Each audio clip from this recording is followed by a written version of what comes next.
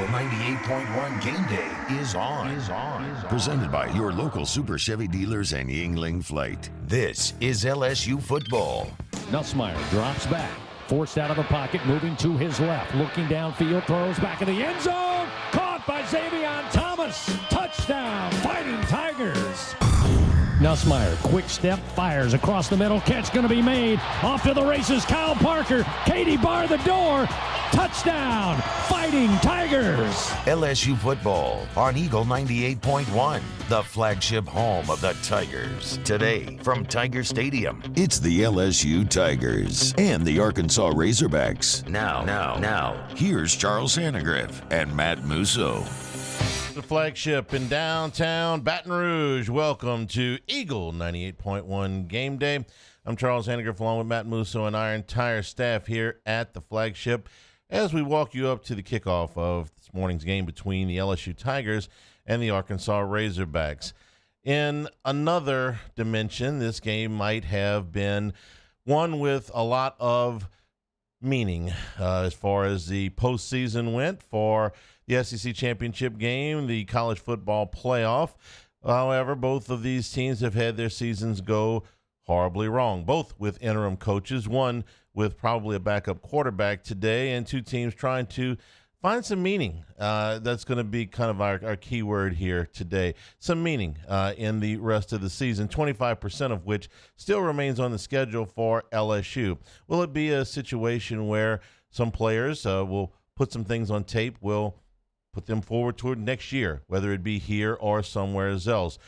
Two coaching situations that are very much in flux with just a couple of weeks to go until the end of the regular season, and two fan bases that are anxiously awaiting what's next. Well, what's next for the time being is this game this morning. LSU comes in with a record of 5-4, 2-4 in the Southeastern Conference, and losers of 3 straight, 4 out of 5. Last week, the Tigers lost in Tuscaloosa by a score of 20-9. LSU won their season opener against Clemson and had a great deal of promise heading into the rest of the season. At the 4-game mark, LSU was 4-0 and headed to Oxford, and that's where the season started to go a little bit off the rails. The Tigers lost by 5 there to the likely playoff-bound Ole Miss Rebels, came back to win a game against South Carolina at Tiger Stadium, but have since lost 3 straight. Following the game against number 3 Texas A&M on October the 25th, LSU dismissed Brian Kelly and inserted Frank Wilson as their interim head coach. They had a week off and then lost the game to Alabama last week. For Arkansas, Sam Pittman came into this season pretty much coaching for his job. That didn't work out very well. They won their first 2 games in the non-conference, and they have since lost 7 straight. Arkansas is 2-7, 0-5 in the Southeastern Conference. Following their loss to then number 22 Notre Dame on September the 27th, they dismissed Pittman, who had a 2-5 record on the season coming in. They inserted Bobby Petrino, the once head coach and now interim head coach, and since then they have lost 4 straight.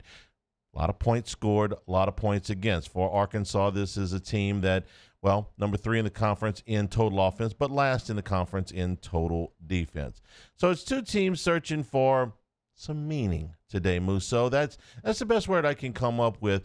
The big goals are long gone for both of these teams, and both of these fan bases, I think I can feel confident in saying, are looking towards what's next. In the meantime, it's what's here, and that's this game this morning. Yeah, it hasn't really felt like a game week since probably before Texas A&M around here. It doesn't ever really feel like game week until they're about to tee it up and kick it off. That kind of speaks what you're saying about what's here, what's in the present now, and it is the game.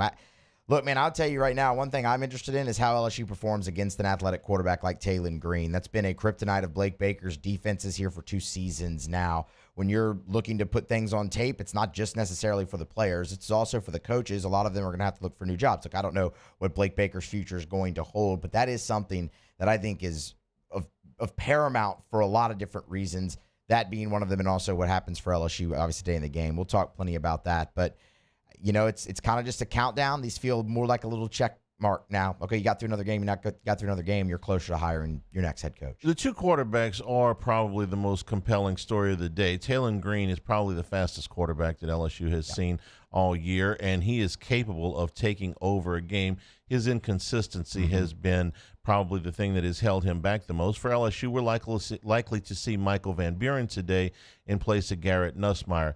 Van Buren was inserted into the game last week against Alabama and does give you a little bit more of a running component, though he is not a dyed-in-the-wool running quarterback, but he does give you a little bit more of an option at that particular position. I was going to say, I wouldn't even say like he's Taylon Green level of running quarterback.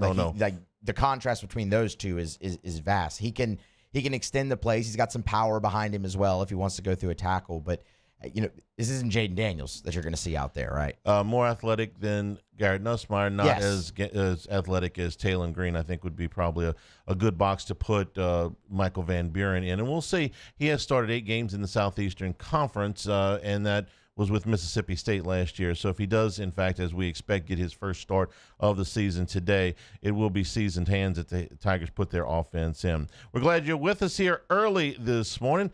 The fog coming off of the Mississippi River as we drove in today. We're glad you're with us. This is Eagle 98.1 Game Day.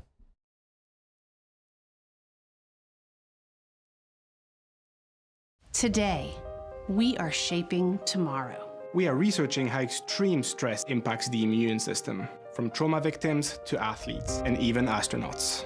Our work is leading the way in sepsis treatment, saving countless lives. We're unlocking the mind with music in exciting new ways.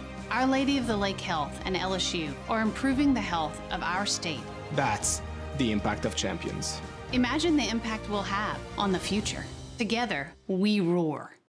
Flight by Yingling is raising the bar by crafting the next generation of light beer.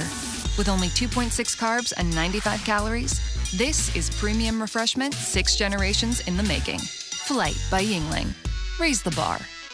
It's not just a game, it's a religion. You've got your team colors, team swag, and now your very own website. LouisianaSports.net. Everything LSU, Saints, and Pelicans. Sports on demand. In-depth coverage by sports writing pros with continuously updated news. And with the LouisianaSports.net newsletter, you get pinged directly with top trending stories. Best of all, now and always, no paywall. It's free. LouisianaSports.net. Powered by 104.5 ESPN Baton Rouge. Your home for Louisiana sports. Supreme Jasmine is premium American-grown rice. From local farms to your table, every grain is supreme. Pick up a bag of Jasmine or any other of our Supreme American rice. Lockmair, Sean Fagan and Associates has won for our clients over $175 million over the decades, but our greatest success is our clients who have chosen and trusted us to help them. Whether you hire us at all, give us a call. You've got nothing to lose. Hi, I'm Sean Fagan. If you get injured, you could be staring at medical bills, repair costs, and lost income. Life can be turned upside down. At Lockmair, Sean Fagan and Associates, we'll work to turn your world right side up. Hire us, and like thousands of our clients, you'll be glad you did. When it comes to pipe fabrication, time is money. And at River Parish Contractors, we make every second count. Our 36,000 square foot shop is ready to take on your projects right now. With experienced welders, precise fittings, and fast turnarounds you can trust. Whether it's a single custom spool or a full-scale run, we have the capacity and the skill to keep your job on schedule. Call us or visit rpcontractors.com for your quote. That's rpcontractors.com. I'm Gabrielle McLeod on behalf of the Louisiana Propane Dealers. I have spent hundreds of hours preparing for scholarship competitions. That preparation paid off when I won the Fitness and Talent Awards along with the title of Miss Louisiana. The Louisiana Propane Dealers are also pretty talented and want you to be prepared for when the power goes out.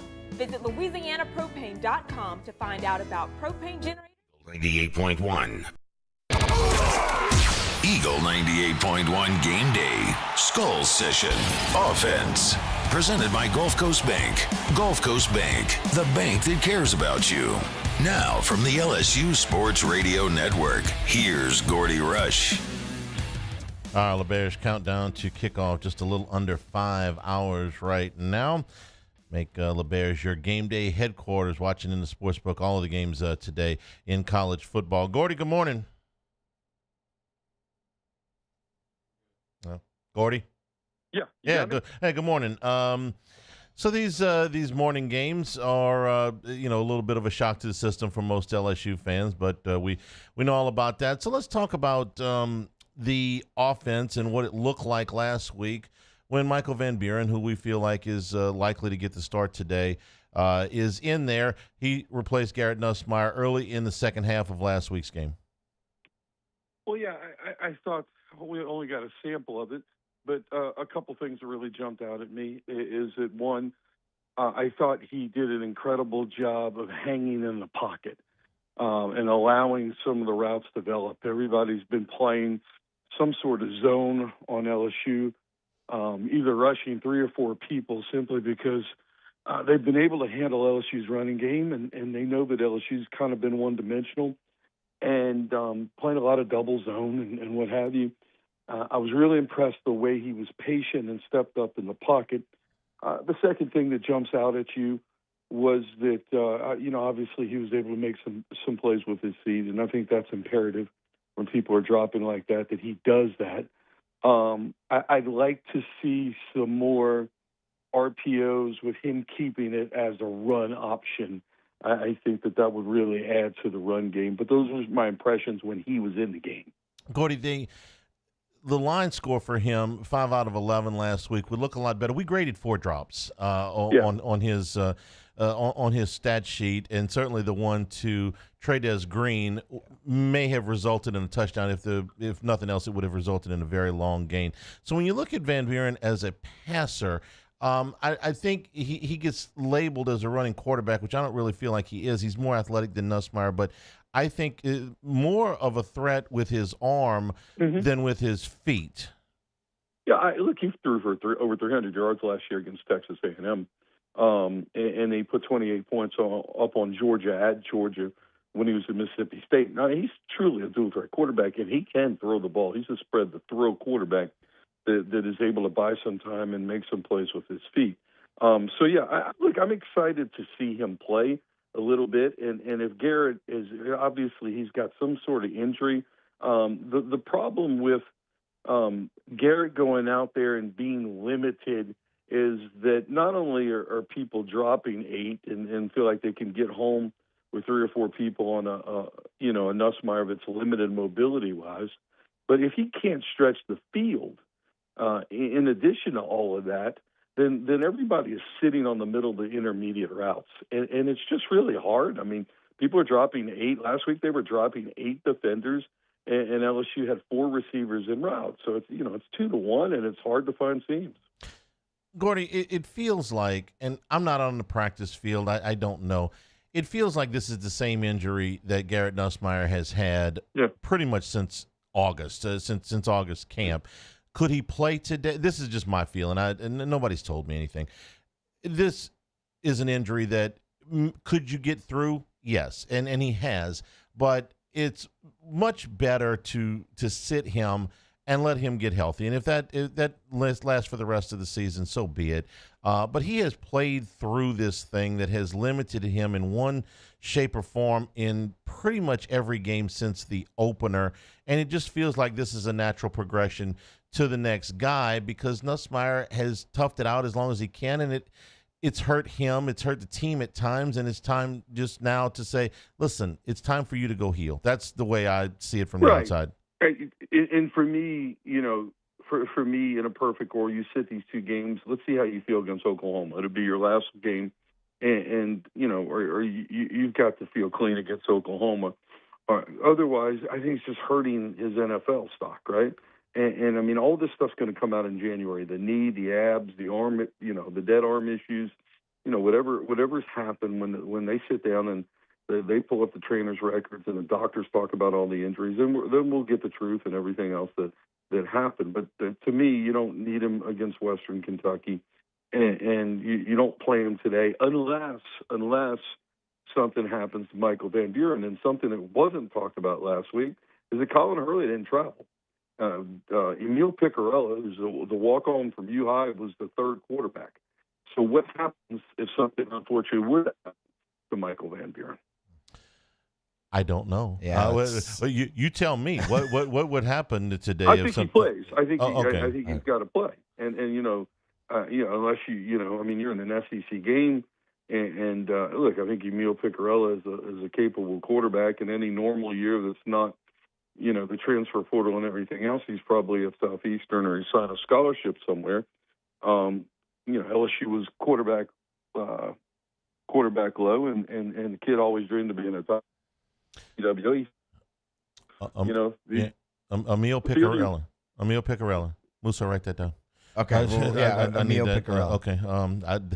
Not the guy I was expecting to play today, and probably won't. But okay, that's probably a new name to most the people that are listening this morning. My kids go to, he was an outstanding high school back, and really, he took the PWO at LSU. He couldn't find a lot of places. My point. Sure, and I get that. I'm just not terribly familiar with his game. Let's talk about the LSU run game. This has been turned over to Harlem Berry. I think Caden Durham, watching him run, it's another guy I don't feel like is completely healthy. Yeah. But in the run game last week, they made a change on the offensive line. They've been shuffling the deck there a little bit over the last few weeks. What did you see last week? They tried to run the ball. That was something that Frank Wilson talked about all throughout his meeting. We're going to try to run the football. They really didn't get a whole lot accomplished with that, but they'll try again today. Some runs, they had some success, and I felt like they went away from it, right, a little too much. And I think the disappointing thing, play calling wise, last week was that we saw all the outside screens and what have you. And early on, Alabama backed off when you look at the film, and they played a lot of the shell. So, they were off of when LSU went twins, and they're 7 or 8 yards off. They're great. You can throw that bubble. But then they, later in the game, they started coming up and playing a little bit of was forcing those things quarters and as productive. And to me, I would much rather the zone reads that Michael Van Buren has run and which he's activated runner, a little triple option where he's a runner or he throw the hitch off of the zone read run, then great. They've got to commit to running the football today. And it's a broken record, and we're tired of saying it, but especially today because Arkansas is outstanding on offense. Bobby Petrino's calling plays. They address some of their holes, really nice pickups in the transfer portal. And if you can keep the time of possession away from Arkansas, that's a win. We'll take a break. We'll take this and we'll swap sides of the field. We'll talk about LSU's defense against that Bobby Petrino offense when we return. This is Eagle 98.1 Game Day. Problem gambling isn't always easy to spot. Know the signs, set your limit.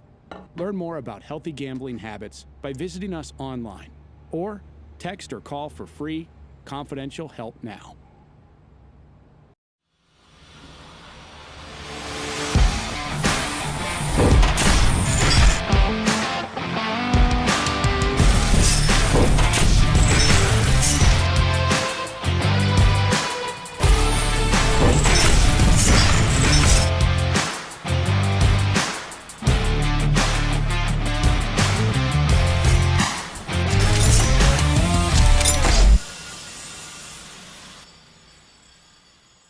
I'm Lawyer Locke Meredith. We are honored and humbled to receive from our clients in Google, based on 5-star client reviews, the designation of our law firm is highly recommended. Whether you hire us at all, please give us a call, 272-5555. You have nothing to lose. Hi, I'm Mitchell Meredith. Injuries happen when you least expect them to, making your life more complicated. At Locke Meredith, Sean Fagan and Associates, we know this, and we strive to help each of our clients during these times. Whether you hire us at all, give us a call at 272-5555. After a decade of working in private duty nursing, I know how hard it can be to find compassionate care for the ones that you love the most. So I started Decision Critical, a premier concierge nursing agency, so we can take care of you wherever you are. Our highly skilled nurses provide exceptional care from the comfort of your own home with personalized packages for short-term, long-term, or even around-the-clock care. Visit us at decisioncriticalbr.com and give us a call today to get started. 104.5 ESPN Baton Rouge and First American Bank and Trust bring you the Heart of the Game Award, recognizing student athletes who deliver when it counts. Nominate your game day standout at 1045ESPN.com by the 21st. We'll choose 5 male and 5 female finalists, and then it's up to the fans to vote for the winners.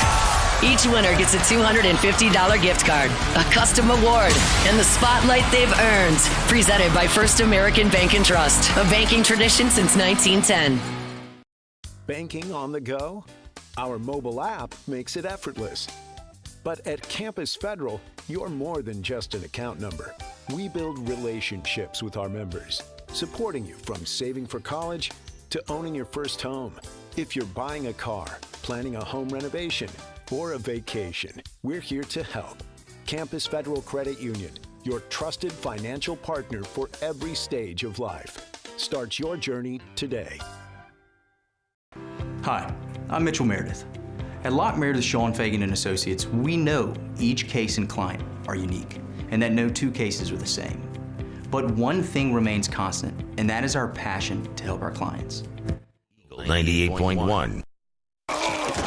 Eagle 98.1 Game Day. Skull Session. Defense. Presented by Edward Jones. Edward Jones, making sense of investing. Now from the LSU Sports Radio Network, here's Gordy Rush.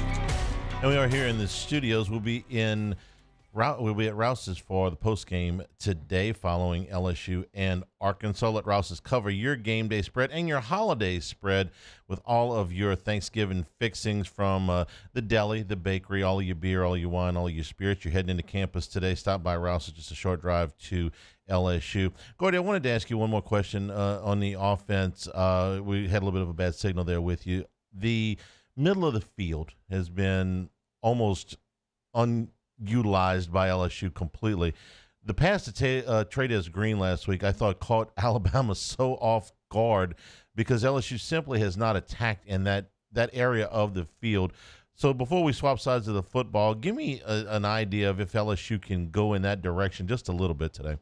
Yeah, I hope so. Look, I mean, a cornerstone of any RPO is some sort of slant, right? And you've got you got two outstanding tight ends in receiving tight ends in Green and Sharp that are both very capable. In fact, I go back to spring football and they threw 4 consecutive what I'd call seam routes or tight end slants to Sharp and just kind of showed off his ability. And he, he's agile. He can catch the football.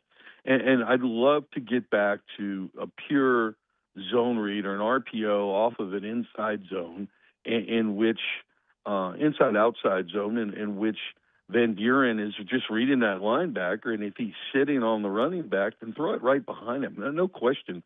Everybody's playing 2 deep shell. They're playing deep behind us, and the middle of the field's been wide open. And because of all I'm sure if the heat chart on LSU's passing game, that both outside third is primarily where the ball's being thrown, in that -5 to 10 yard range, right? From 10 yards down the field to the -5, even all the bubble screens. And if anything, that number gets exacerbated in the red zone where LSU has had most of their trouble this season offensively.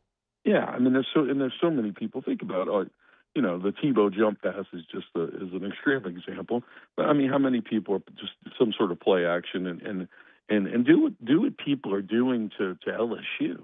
I mean, since Whit Weeks has been out, people have been just trying to find the Sean Keys in coverage, whether it's in man. We saw last week the tight end going down the football field. You go back to Vanderbilt. All they did was put him on an island, and if he stepped up to play run, they threw it to both tight ends. I'd love to see that. And, and that's part of Van Buren's repertoire is my point. That's part of the RPO passing game. It is, being able to the zone read where you fake it to the running back, and Buren can keep it or he can pull up and throw the quick hit. Let's talk about Taylon Green. Gordy, I don't think that he has the physicality of a Lenore Sellers.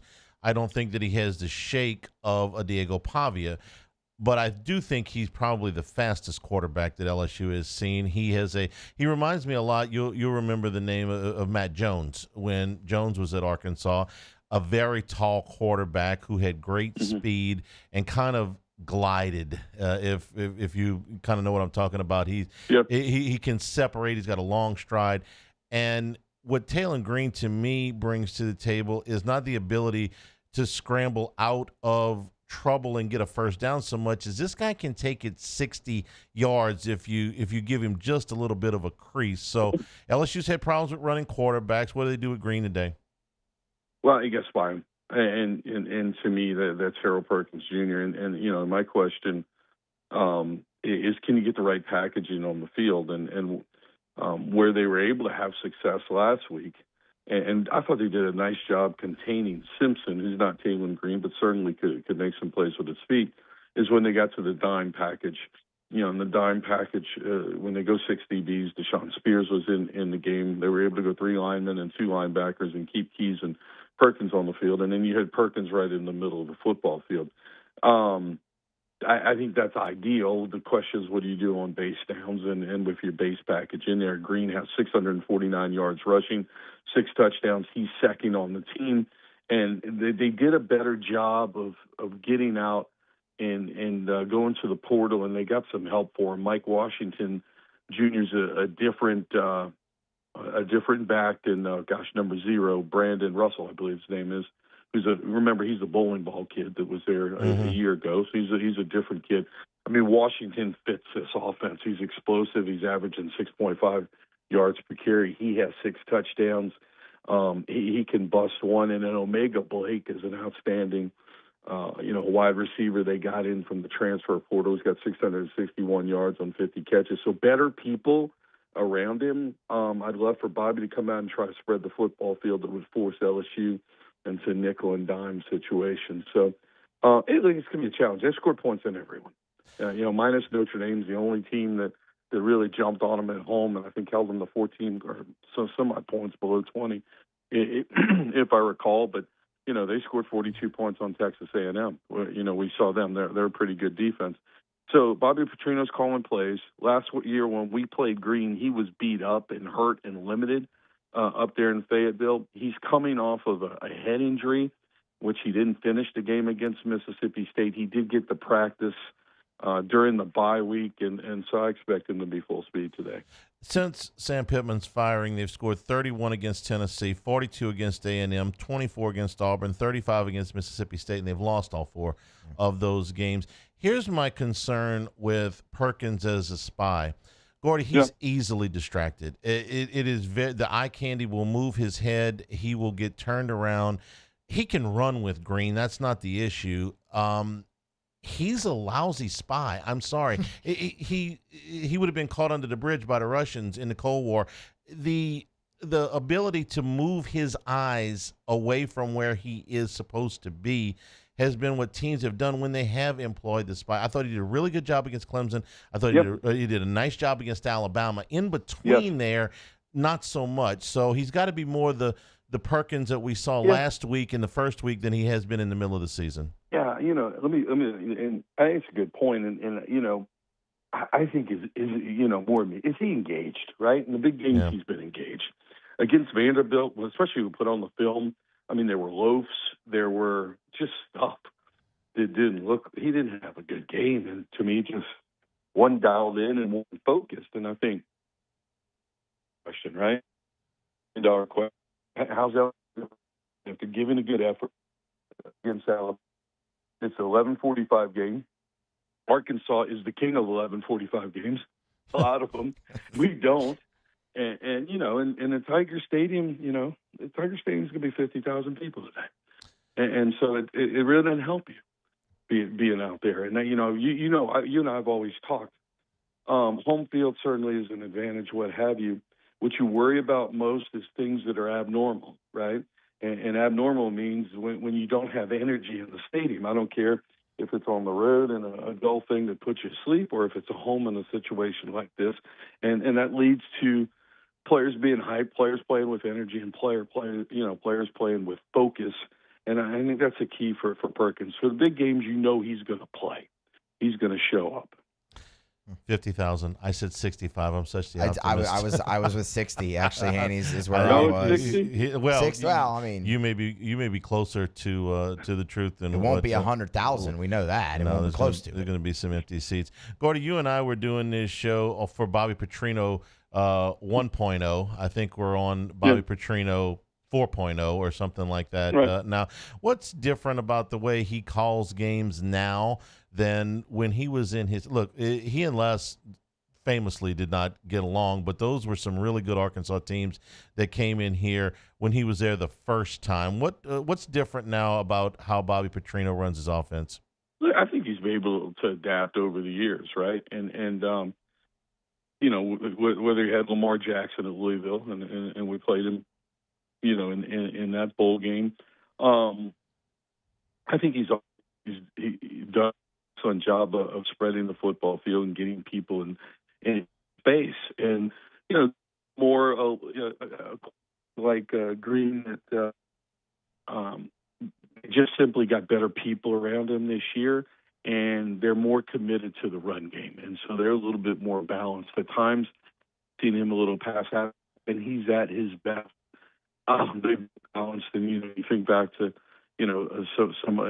Jackson's obviously a good example of that. But so when he's had personnel, he's been effective, and this is one of the better personnel he's had. Not only a football team, but they are a solid offense. You don't know who LSU's next coach is going to be by any chance? I have no idea. Okay, I have no idea. I thought I'd ask. It's a question you have to ask. Yeah. Well, yeah, it's on the call sheet. Exactly. Okay. I will say, everybody keeps pumping Joe Brady. Joe Brady didn't want to recruit when he was here. Right. Yeah. The hot boards. The hot boards are.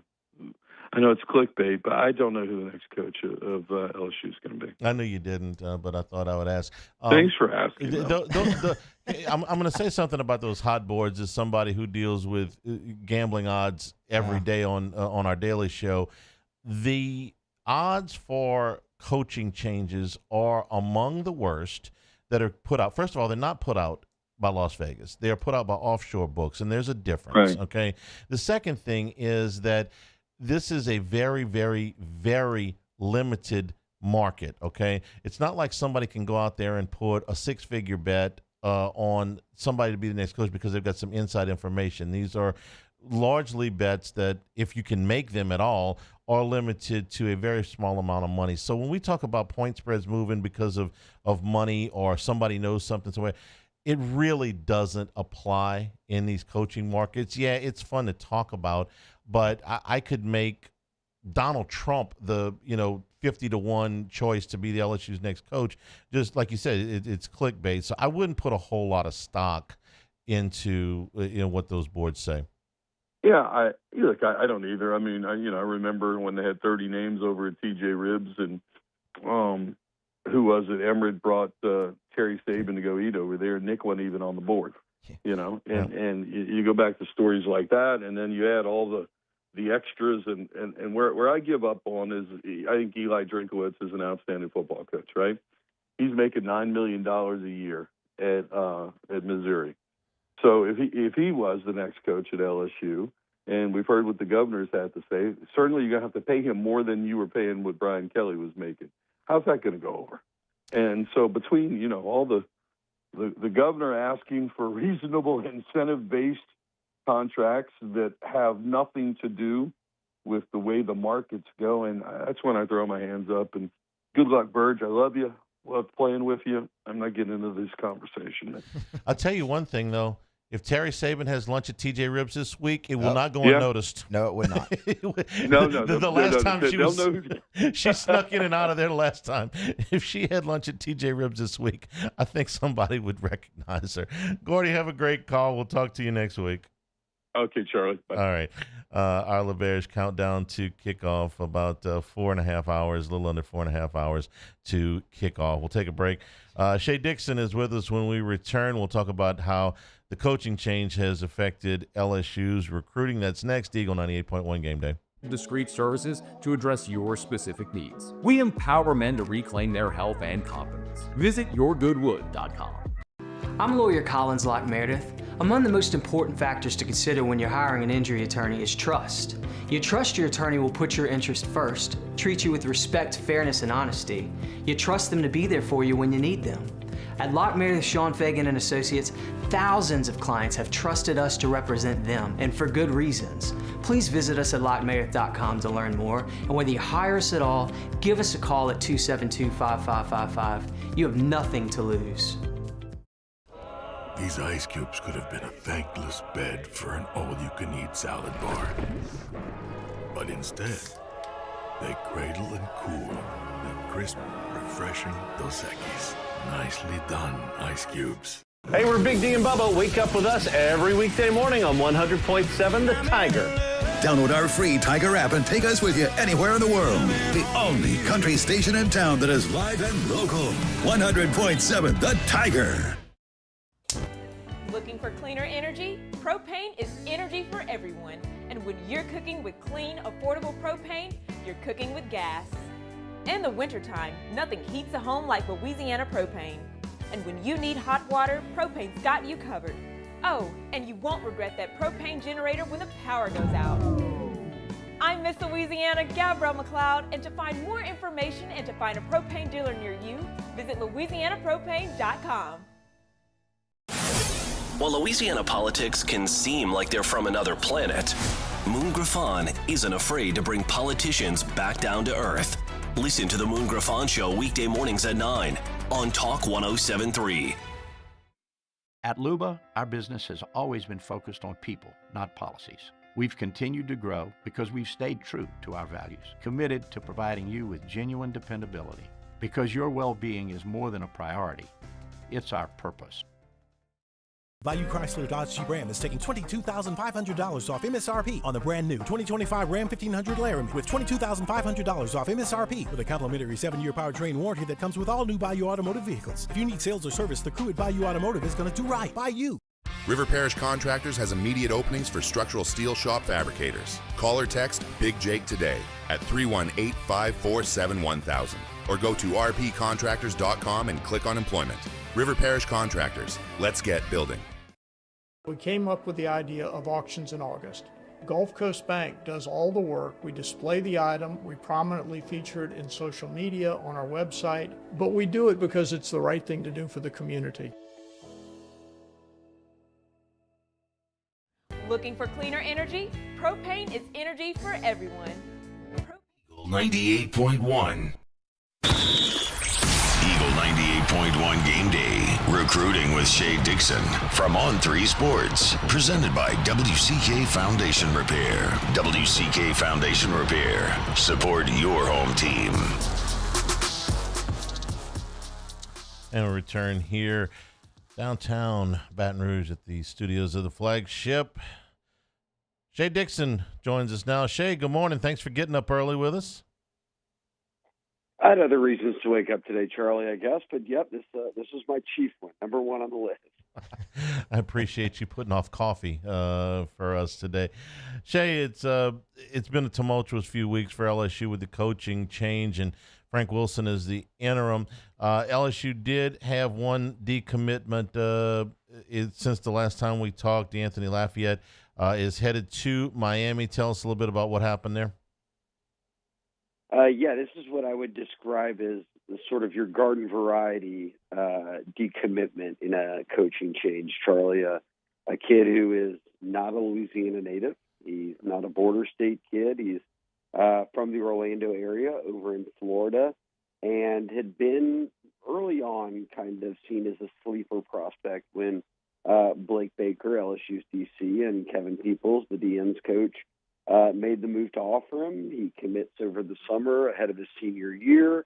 All is well and good. And late October comes, Charlie, and LSU no longer has a head coach. And as you move through the month of November, this is sort of the expected, right? I call it garden variety because when you kind of operate for 3 weeks now, but 3 more weeks to go till the regular season ends. And if you do name a head coach then, great. If this plays out into the month of December, you're going beyond the early signing period, which is when the high school recruits sign on December 3rd to 5th. And D'Anthony Lafayette is in that boat, right? I mean, we've talked about it before. He is an early enrollee. He will be moving into a college campus, onto a college campus in January. And as you noted, he went ahead and committed to Miami, notably the only in-state Big Three school in Florida that's got some coaching stability right now. And he made it very clear. He went on, he did interviews with rivals. He went on to social media thanking LSU fans and Baker and Peoples. But he said, look, I have to sign to go play for a college team in a few weeks. And I have no idea who's going to, be LSU's next position coach for me, next coordinator, next head coach. And look, this, again, not a Louisiana kid, so it's not sort of born into it that he's going to go to LSU regardless of who's coaching at LSU. And because of it, he reopened it, thanked everyone, and said, I'm going to pick Miami, a school that's, at least for me, got some coaching stability to where I know who is going to be coaching me when I step onto campus in January.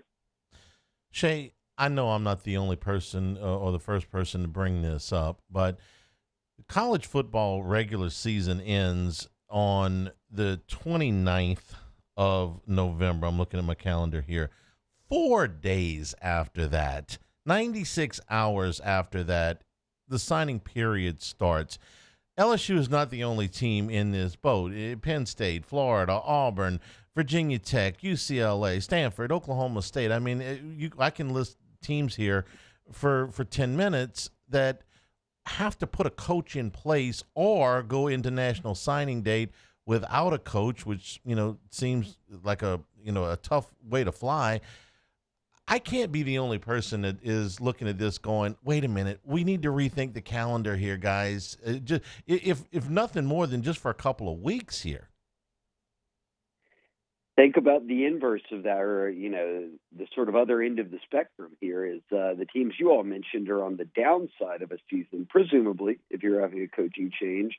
And this is something every coach who ends up making a title game says, and Kirby's talked about it a lot, Nick talked about it a lot, and now it's even worse that this signing period falls the week of championship games. Like, if you are battling for a conference title, you're expected to spend half of that week of preparation trying to ensure that the 17 and 18-year-olds who aren't even on your campus yet are signing with you. And look, they've built out these big staffs with personnel departments, GMs, and everything else. And sure, some of the heavy lifting gets done by then. But at the end of the day, when it comes to signing day, Charlie, you know this, a position coach, a head coach, all of those people are sort of front and center. And when you have to do all of that, as you mentioned, right when the season's ending, if you're going through a coaching change and you don't have a coach, you're kind of SOL for better term,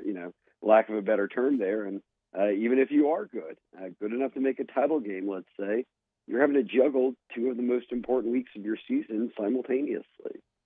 So this is the unintended consequences of. I remember when we back in the day, we got aggravated with. Do they really need all of these visits in December? Do we really need all these commitments and decommitments? Why don't you just for the guys that want to sign, let them sign in the early period, and we can all be done with this. And then it's like, okay, that's what you want. And look, raising my hand here.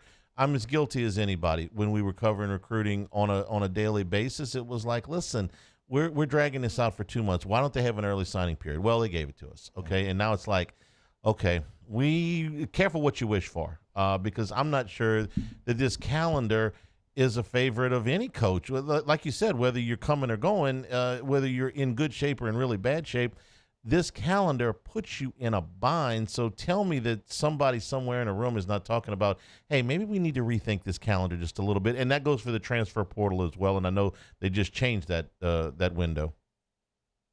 I think that we'll see more conversation about this, Charlie, this offseason than any maybe in recent years, because of what you said there at the end, is eliminating the second portal window. So the spring portal window does not exist anymore. That would mean A.J. Halsey, Bernard Gooden, guys like this are not on LSU's team because they got these guys after spring ball, right? So you have to get, I mean, think of this. Toss in the NFL draft. Declaration deadline is January 15th. The portal closes January 16th. The national championship is January 19th. If you're playing in a national championship, you're deep into preparations for playoffs, all of this, during a stretch where starting December 3rd with high school recruiting through the 5th, then starting January 2nd to 16th with the portal, both coming and going, getting players out of the portal and convincing them to stay, handling retention, you're building your entire roster in the span of what? 40 days, 40-something days, and you have to get it right. And we play these hypotheticals. This is LSU's reality. That timer is going to start on December 3rd, Charlie. Do you have a head coach? I mean, maybe not. It's why the timeline discussion has been sort of front and center here, is because, all right, you have to put together a whole roster in 40 days. Well, how many of those days will you just not have announced a head coach yet? And in turn, how far does that put you behind the 8 ball? That's something no one's experienced yet because we have not had this one signing day window for high school kids in the early period, coupled with one only transfer portal window to follow in January. So, and it's not even a 30-day period, right? It's 14 days. So I think this will be one of those where it will make it feel so tough to do all of that in the span of just a little more than a month that they'll have to find another way around it. Was the biggest idea behind the early signing period that early enrollees, those that are going to college for the spring semester and obviously will be there for spring football, what about the idea of if you are an early graduate, okay, if you are ready to get out of high school in December and you are going to enroll at a college in January for the spring semester, that you can sign early? Everybody else goes back to the old signing day, which was the first Wednesday in February. Any traction behind that? You know, I think that sounds good in principle, just like our idea, as you said, hey, can't we just get this over in the early signing period? That sounded good until we realized how many hurdles there were. I think that it goes back to the reason they also did this. And yes, look, more than ever, kids are enrolling early, right? Like they've got a pretty good grip on what it takes to get there academically. Then they set it up and they're able to get to school in January and then in turn be there for workouts and then be there for spring practice, right? Like that's the goal. You get a head start on everything. So that would make sense. I think that the one thing beyond that is okay, what if I'm not an early enrollee, but I do want to sign? Charlie, you'd love it, right, if you're the head coach, because you don't want to have to sit around and wonder, hey, is Kirby or Nick or whomever coming to poach my recruits between December and February? You know, like I've had these kids committed all along. We're ready to move forward and be done with it. And because of that, they encourage everyone to sign in that early window because you just don't want to have to keep playing that, hey, let me hold on tight and hope someone doesn't come in. And in this era, with a better offer, let's just say it, Charlie, that's kind of the worry late in the game. So I think they're going to try to find a way always to, now that you've opened the cookie jar, how do you can't put the toothpaste back in the tube here. Now that they've gotten a taste of, hey, you can sign your whole class in December, get most of them on campus in January, not have to think about this anymore. I think they'll take that over the alternative of having to wait or putting any more rules around if you're enrolling early or not and when you might be able to sign. If anything, and we talked about this before, we could do this all day, what about signing before your senior year? I mean, a lot of people have talked about that of, hey, let's kick the tires on, is there an early, late summer in July when it's a dead period, if kids are in a position to sign, go for it. I think they've run the numbers. I mean, at big schools like LSU, 90% of your class is done by then. And, barring any late flips, kind of the magic of the old signing days is the thing of the past where you kind of build your whole class late. If you're doing that, you're usually in a bit of trouble. I would push back on it just a little bit from the fact that There are so many coaching changes now, and you sign in July or August before your senior year, and you got. We'll run the numbers when the season ends, but I think you're running about a 30% chance that the coach you sign with in July is going to be different. I mean, if you're going across 136 D1 schools, I think you got maybe as much as a 30% chance that you're going to sign with somebody that is not going to be there when you get there the following year. But que sera. All right, we are very positive people. Shay, you and I, okay? We always talk about what the positive can be.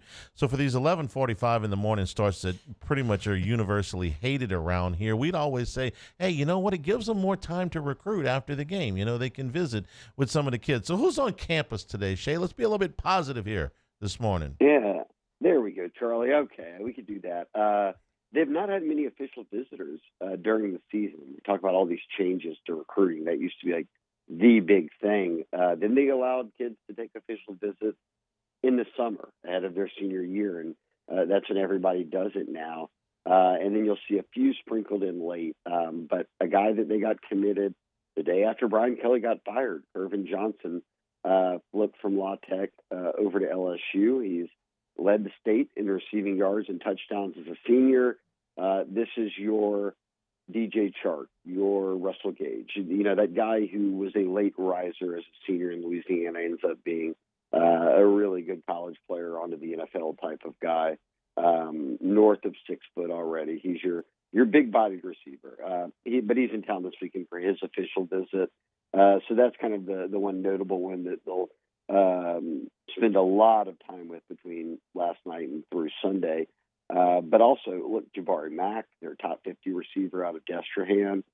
No shocker. Destrehan every year seems to put a player on LSU's roster. But again, he's one of the elite receivers. He hasn't wavered at all with his commitment. They've got some corners and DBs from around the state that are committed. Des Ellis, Isaiah Washington, guys like that who will be in town. Your one commitment for next year, Peyton Houston, quarterback up at Evangel. He will be back in town today. He's kind of the ringleader there of that 2027 class as you start to build it out. And we'll see that start to get going when they do have this new staff in place. And then a number of kids from Texas for next year. So guys who, some visiting for the first time, some kind of making return visits. But I will give you one. Braden Allen is his name. He's was committed to Tulane, backed off that Tulane commitment earlier in the year, plays here in Louisiana, and then committed to Oklahoma. So kind of has been someone that people are keeping an eye on. Kind of got an LCA, which is obviously where Juwan Johnson and a lot of guys went, but there's something happened there with LSU. So we'll monitor it. Look, they've got 3 receivers committed right now, all from Louisiana. I believe that's correct. So if they do add one late, is it an in-state guy? And look, I'll tell you this. You can never go wrong with Louisiana receivers because there was a point until recently, correct? And I can't think of maybe who in the past few years would have bucked this trend, but they had gone about 13, 14 years, Charlie, without an out-of-state receiver finishing in the top 3 in receiving yards. The last person to do it was JoJo LaFell. So fun fact there. All right, you in the Wayback Machine. He turned out okay. Yeah, he's a good, very good player here. Shay, we appreciated the Bengal Tiger on 3 after the game for all of your coverage. Enjoy the morning, and we will talk to you next week when LSU plays Western Kentucky. Yeah, it sounds good. And guys, before I get off a JoJo LaFell reference, Charlie, that brings me back when the big prize was R.J. Jackson that day. Boy, we need to bring back February signing day. That's what it brings us storylines like these all these years later. I'll see you, R.J. Jackson, and raise you LeVar Johnson. Beautiful, beautiful. Thank you, Shay. All We right, appreciate guys. it. We'll take a break. This is Eagle 98.1 Game Day. He said their history, tradition of great builds, great pools was unmatched. So, of course, who did we call? Russell Pools. The advice I would give to anyone looking to build a pool is first call Russell Pools. They'll do an incredible job. It'll be incredibly organized. It'll be time efficient, and you will have your pool in no time.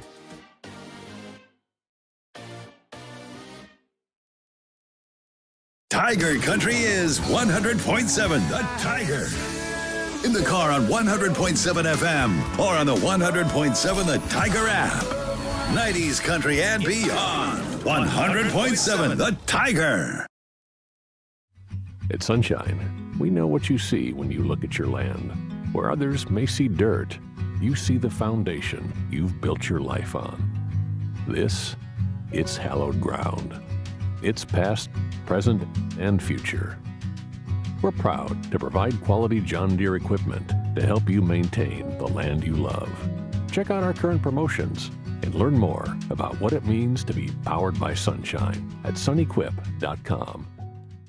Today, we are shaping tomorrow. We are researching how extreme stress impacts the immune system, from trauma victims to athletes and even astronauts.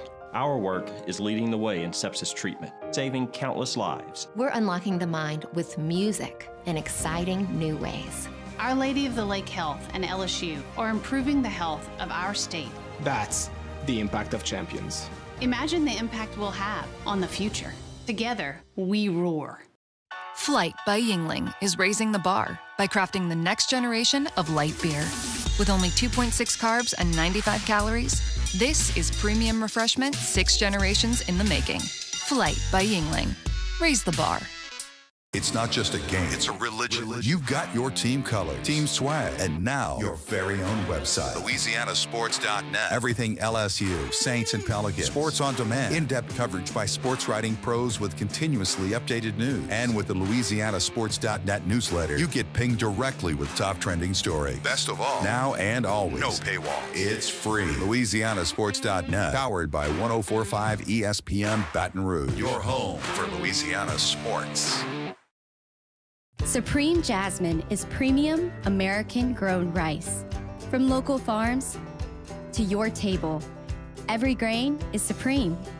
Pick up a bag of Jasmine or any other of our Supreme American rice. Lockmere to Sean Fagan and Associates has won for our clients over $175 million over the decades, but our greatest success is our clients who have chosen and trusted us to help them. Whether you hire us at all, give us a call. You've got nothing to lose. Hi, I'm Sean Fagan. If you get injured, you could be staring at medical bills, repair costs, and lost income. Life can be turned up. 98.1. Eagle 98.1 Game Day. The Epic Paving College Football Scoreboard. Epic Paving, Louisiana's preferred paving vendor. So, Musso, I want you to put your memory cap on here and go back to the first game of the season. Okay. LSU and Clemson. 3 years ago. Yeah, okay. LSU and Clemson, right? Okay. Tigers and Tigers. Death Valley and Death Valley. Yeah. National television audience. There's no such thing as national television. Everything's on national television. And went in there, won that game. And I told you on the post game that day, every now and then we'll get a stray call on the post game. It's kind of negative. It happens, right? every once in a while. Yeah. So I come on the post game and LSU's celebrating the win and Clemson, kind of, lamenting what might have been. And I tell you, I don't know why everybody's so worried about this game. By the time we get to November, these teams are going to be a combined 9-9. That's what you going said. Going into week 10. I'm taking that call on post game. I'm going, look, buddy, you're being a little bit negative here. You're being a little bit nasty. This is just not realistic, okay? These teams are not going to go 500 this year. They're better than that. What can't you see down here, right? Right. I would have said that. Yeah. You would have backed me up. I would have. Richard Dixon would have backed me up, right? I would have been like, no, you're right. Everybody listening would have said, yeah, this guy's just a negative Nancy. Why is he doing that? Guess what their records were going into this week? 9-9 combined. But Clemson did win last night. This is a scoreboard segment, 20-19, despite their best efforts to lose the game. They get down. They had a bad punt snap. They had a goal-to-go situation where they get stuffed and amazingly get the ball back. Like immediately, 3 and out right after that. Get the ball right back. And then for Louisville to have a chance to win the game, you get a false start and an unsportsmanlike conduct to push you to a much deeper field goal, which they missed. Just that one. Dabo Swinney's such a kind, benevolent man. He said his heart breaks for Louisville. Yeah, I'm he sure looked pretty does. happy to win that game, though. I tell you, I'll just tell you that Clemson beat Louisville last night, 20-19. Louisville missed 2 field goals down the stretch. Two field goals down the stretch. The in other that one game. was 50. Yeah, right? Yeah. Okay. But I mean, you're right. We were talking about it in the break. Clemson did their best to lose the game. So did Louisville. Just one of these teams had to win. No one really wanted to. One of them just had to win. On a serious note, Jeff Brom's name has been brought up for a number of jobs. I'm just watching these teams that have coaches that are being mentioned, and in some cases it's just a little bit of a distraction. Yes. I think that's happened to John Summerall at Tulane. Yes, they won last week, but they didn't exactly look great in the second half doing that. Maybe a little bit less on Kenny Dillingham at Arizona State because he came out and made a statement, but it does seem like the distractions have. Memphis is another one. Who Tulane was playing a week ago, right? I mean, I was going to say Memphis too, because I mean, they had the report last week. I don't know if it was how credible it was, but Silverfield and Arkansas was a done deal just about with what the people were saying last week. So we'll see if that. Obviously, it's not. He hasn't been announced, but throw them in there too. Louisville has lost Missouri. I mean, did we throw Missouri in that? Can I tell you the day after they play Mississippi State? We'll see because Mississippi State bowl eligibility. Yeah, which is awesome, by the way, for Jeff Levy, man. They got 2 games left. They got to bye next week. It's this or the Egg Bowl. They're going to be a big underdog in the Egg Bowl. Mm-hmm. Now I know it's a rivalry game; anything can happen. But yes, for them as well. The other game last night, number 8 Oregon took care of Minnesota 42-13. Dante Moore threw for 306 yards and 2 touchdowns. He was 27 out of 30 last night. I fell asleep on this game and woke up just in time to see Minnesota punt down 42-13 in the fourth quarter. Man, why try to score? Row the boat. At boat rowing. Boat rowing has had their problems on the road. Okay, they have won all of their home games. Okay, on the road, lost 42-13 to Oregon, 41-3 to Iowa, 42-3 to Ohio State, and 27-14 to a pretty mediocre Cal team. So once you get them out of Minneapolis, they struggle. They're ripe for the picking there when you get them out of Minneapolis. And that is your college football scoreboard from last night. We're brought to you by Supreme Rice and SupremeRice.com, supporting our Louisiana farmers since the 1930s. All your holiday dishes that include rice, make it Supreme Rice. You can pick it up wherever you buy rice, including at Rouse's, where we'll be doing the post-game show. They're part of the Climate Smart program that talk about reducing methane emissions and promoting water conservation. You can get the long grain, the medium grain, the brown, the jasmine, and the parboiled rice. Supreme Rice since the 1930s. All of our rice grown, milled, and processed in Southwest Louisiana. For more information and great recipes, go to SupremeRice.com. We'll take a break. We'll come back and take a closer look at the Arkansas Razorbacks. That's next. Eagle 98.1 Game Day. Every winner knows a great play starts with a solid game plan and the right team by your side. At Sunshine, we're here to keep your operation running strong. From tractors to harvesters, we've got the John Deere equipment you need to tackle every job with confidence. Because when the work's done right, there's more time for the things that matter, like cheering on your favorite team. Make Sunshine Quality Solutions part of your playbook this season and learn more about what it means to be powered by Sunshine at sunequip.com.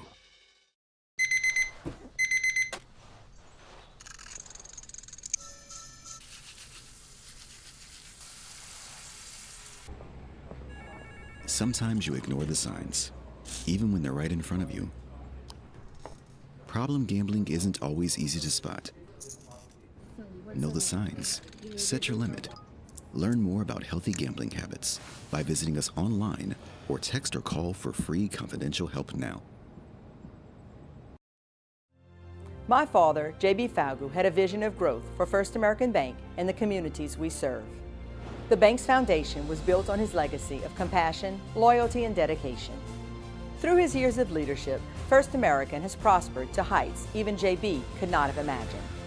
I know my father would be extremely proud of the customer service and financial stability that First American provides to Southeast Louisiana. We continue to thrive because of the legacy of JB Falgu. Today, we are shaping tomorrow. We are researching how extreme stress impacts the immune system, from trauma victims to athletes and even astronauts. Our work is leading the way in sepsis treatment, saving countless lives. We're unlocking the mind with music in exciting new ways. Our Lady of the Lake Health and LSU are improving the health of our state. That's the impact of champions. Imagine the impact we'll have on the future. Together, we roar. In South Louisiana, you can always count on good people coming together to help our children. At Dreams Come True, we grant wishes for Louisiana children with life-threatening illnesses. But to do this, we need funds. That's why we're trying to raise $100,000 for Dreams Come True by giving away the Blessed Builder School. Make your backyard's dream come true while helping our kids. Just go to dreampoolla.com and you can find out how your $25 donation might help win you a Duplessis pool. Raising Cane's is our victory meal. Football fans are some of the most dedicated fans in sports. It's a fundamental quality we share, and that fuels every single order of our hand-battered chicken fingers. Wherever there's football, there's Raising Cane's. One love. Let's go. Hi, I'm Mitchell Meredith with Locke Meredith, Sean Fagan & Associates. We take great pride in educating our clients about their rights.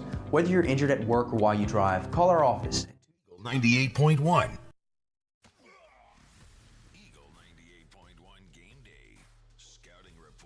Presented by Demco, providing safe, reliable, and competitively priced energy services to co-op members since 1938.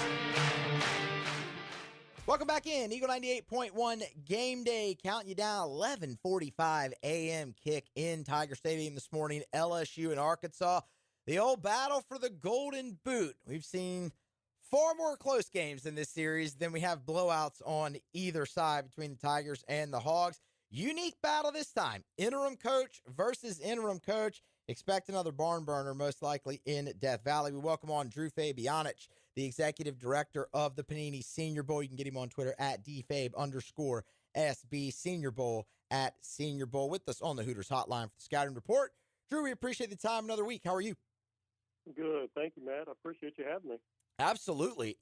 This is a pretty unique matchup between LSU and Arkansas, both for the on-the-field aspects and the off-the-field. I mean, you have an LSU offense that's really struggled to score touchdowns against an Arkansas defense that struggled preventing teams from scoring touchdowns. You have a running quarterback, very mobile, in Taylon Green, an LSU defense that has struggled against those type of guys. Let's start there with Green, because you look at him, you see all the ability in the world, and when he's on, he's damn good.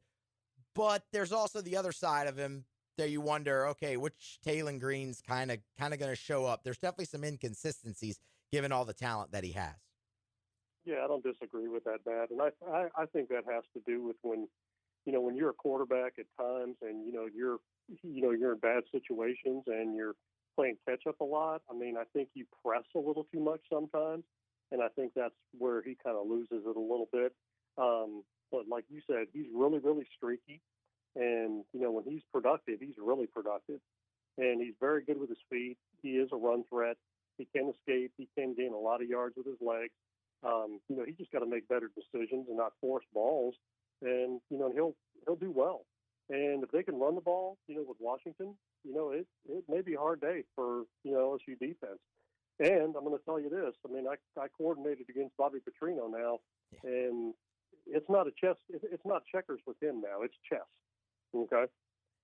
He's one of the best play callers I ever faced. And it was a tough matchup, and it'll be a tough matchup even for Coach Baker. It will, because, Bobby is very good at taking advantage of what you don't do well. He also seems to be one of the best at fitting his scheme around his present talent that he has on that side of the ball. One more on Taylon Green, specifically with the mobility, because it has given LSU so many problems this season and last, as a matter of fact, really for that matter. Green's ability with his feet, where does it rank in terms of other mobile quarterbacks LSU has played so far this season? Well, I mean, he's probably a little bit more than than Cade Klubnik, a little bit more than that. Probably more athletic than Pavia, but not as strong. The thing is, Bobby's not going to run him, quarterback run for a purpose. It's going to be more so protect him and let him escape. And they better make sure the pass rush lanes have integrity, and they better make sure they contain him, because that's when if your back's turned and they're in man coverage, he's going to make you pay. So, I mean, for the comparison, I tried to kind of pull it in between two of them, because you face some quarterbacks that can run the ball. Yeah, they have. That's for sure. I mean, how Trinidad Chambliss was able to really extend some plays against LSU as well in that game in Oxford. Mike Washington, you brought him up, the running back. He's had a sensational year, really just shy of 900 yards to this point, 6 touchdowns. Really productive senior year from him playing next to Taylon Green. Yeah, and a really, really good mix, too. He's not that change of pace back. He's more of, he's more your starter that's going to get 20 to 25 touches a game, and then you're going to have a change of pace guy to give him a break. But he is not, put it this way, it's not like he's a throwaway on third down. He protects well. He's good out of the backfield. He's got balance. He's got strength. He's got good vision. And, they're not bad up front now. There's one that I like a lot. It's Fernando Carmona. Mm-hmm. And he's playing guard. He's played tackle before. He's got a lot of position flex. And, again, they do a pretty good job up front, because it goes back to Sam Pittman, who's an offensive line coach, and, his protege is the offensive line coach there, too. So they do a really good job as a team run fits and team run schemes. So high discipline surely to be a big thing for LSU on Saturday morning here in Tiger Stadium. Let's flip sides of the ball, Drew. I mean, obviously Arkansas's defense, that's really been where most of the question marks reside with this football team. A couple guys really standing out, though. I want to start with Quincy Rhodes, the edge rusher, because, I mean, he's just been insanely disruptive. He's a junior, but obviously can come out. 8 sacks. That's second in the league behind Cassius Howell at Texas A&M. He actually leads the SEC in tackles for a loss. I mean, look, LSU has faced some really good edge rushers this year. And, it was actually Frank Wilson a week ago that said something that, man, really resonated about that's what makes the SEC is their talent that they have off the edge in this league. And Quincy Rhodes is just another in the long line of those. Yeah, there's no doubt. And I hope they find a way to actually chip him like they didn't chip Howell. Yeah. In those first 3 snaps, because, he could make your day long too now, especially hitting blindside on quarterbacks and, getting there, because he's twitchy. He can bend at the top of his rush, and he actually is a good run player too. The ball kid inside, solid, does a good job. I mean, takes 2, makes plays inside. The backer, Sorey. He's more of a clean air production guy and more of a, kind of a coverage backer. He's not that big, giant Mike linebacker. He's more of the small slip tackles, and, is very productive, though. And both their corners, play pretty good. I mean, Neal's had some production. The opposite side away from him, he's not bad. But again, they're not deep, and I think that's where I think they run into some issues. With Sorey in particular, you mentioned there the coverage. Expand on that a little bit more. If he's not the big Mike, how do they kind of line him up there in the middle of that defense? Well, they do line him up at will linebacker. And, okay. And what I'm saying is that he's not that big 245-pound Mike backer taking on guards. He's covered up a lot. They let him run. He's productive that way because, he's not a big guy. And, if you get him locked up, it's hard for him to shed a block. So he's better at slipping, back door. He's trying to get over the top. And as far as being a coverage backer, he can match on any, running back that LSU has. So that's a good thing to have. But running right at him is probably his weakness, to be honest with you. Talking with Drew Fabianich, the executive director of the Panini Senior Bowl. Senior Bowl coming up, as a matter of fact. Drew, while we have an extra minute, where kind of are y'all in y'all's process? Maybe extending some invitations, games in February. Obviously, I definitely we have a few more weeks to go. I want to get more into the game itself. But where kind of are y'all right now in the Senior Bowl process? First, Matt, it's January 31st. Okay. Okay. It's a lot closer than you think. It's like 60 days out. So we're actually going to send the first round of invites out on the 25th of November. And the reason why I held those so long is because I didn't want I didn't want the head coaches to have to sit on them till the end of the season for 3 or 4 weeks and then have to remind them to get them out to the players. So we kind of waited till, hey, the end of the season, before the playoffs start, can we get these distributed? Can we get the invites accepted? And that was kind of my thought process because, again, if we're inviting a player, this is a prestigious invite. I mean, this is the 140 of the top players across the country. And I'll tell your listeners, and I tell everybody I talk to, where else can you go to watch more draftable players at one place at one time ever?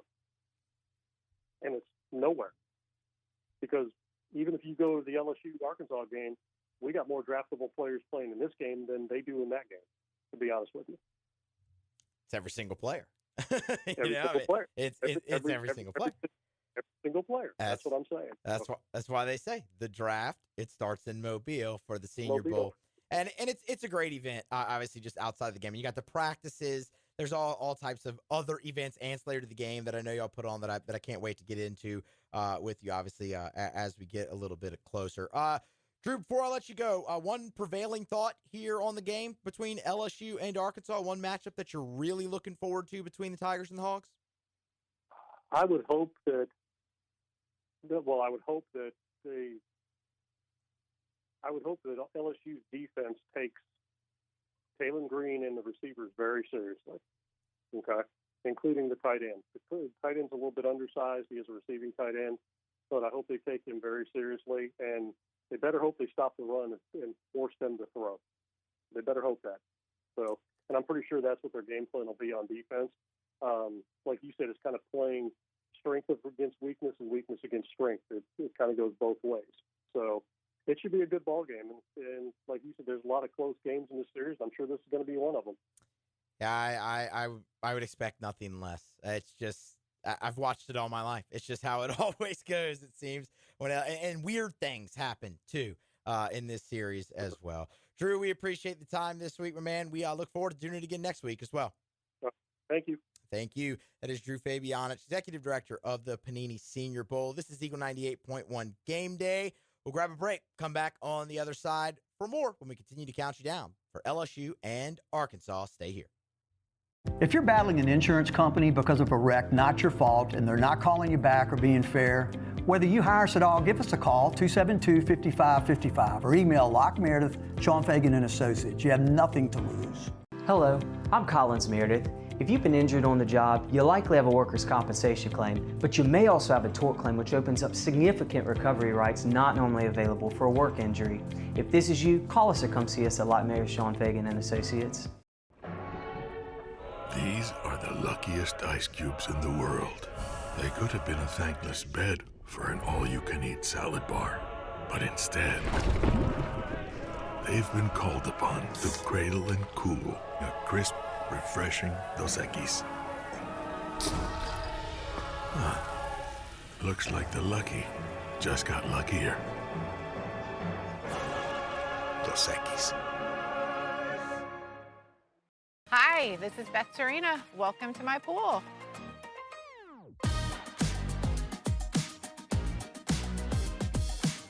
The first time I saw this beautiful pool, it exceeded every expectation that I had. They were able to get everything we wanted in this pool. It is a beautiful pool. We live out here, we eat out here, we watch TV out here. This is like our living room outside. We love this pool and everything about it. When we decided to build our pool, we called a great friend who is one of the best pool builders in the country in North Louisiana, and we said, who would you choose to build a pool in Baton Rouge? And without a hesitation, he told us Russell Pools. He said their history, tradition of great builds, great pools was unmatched. So of course, who did we call? Russell Pools.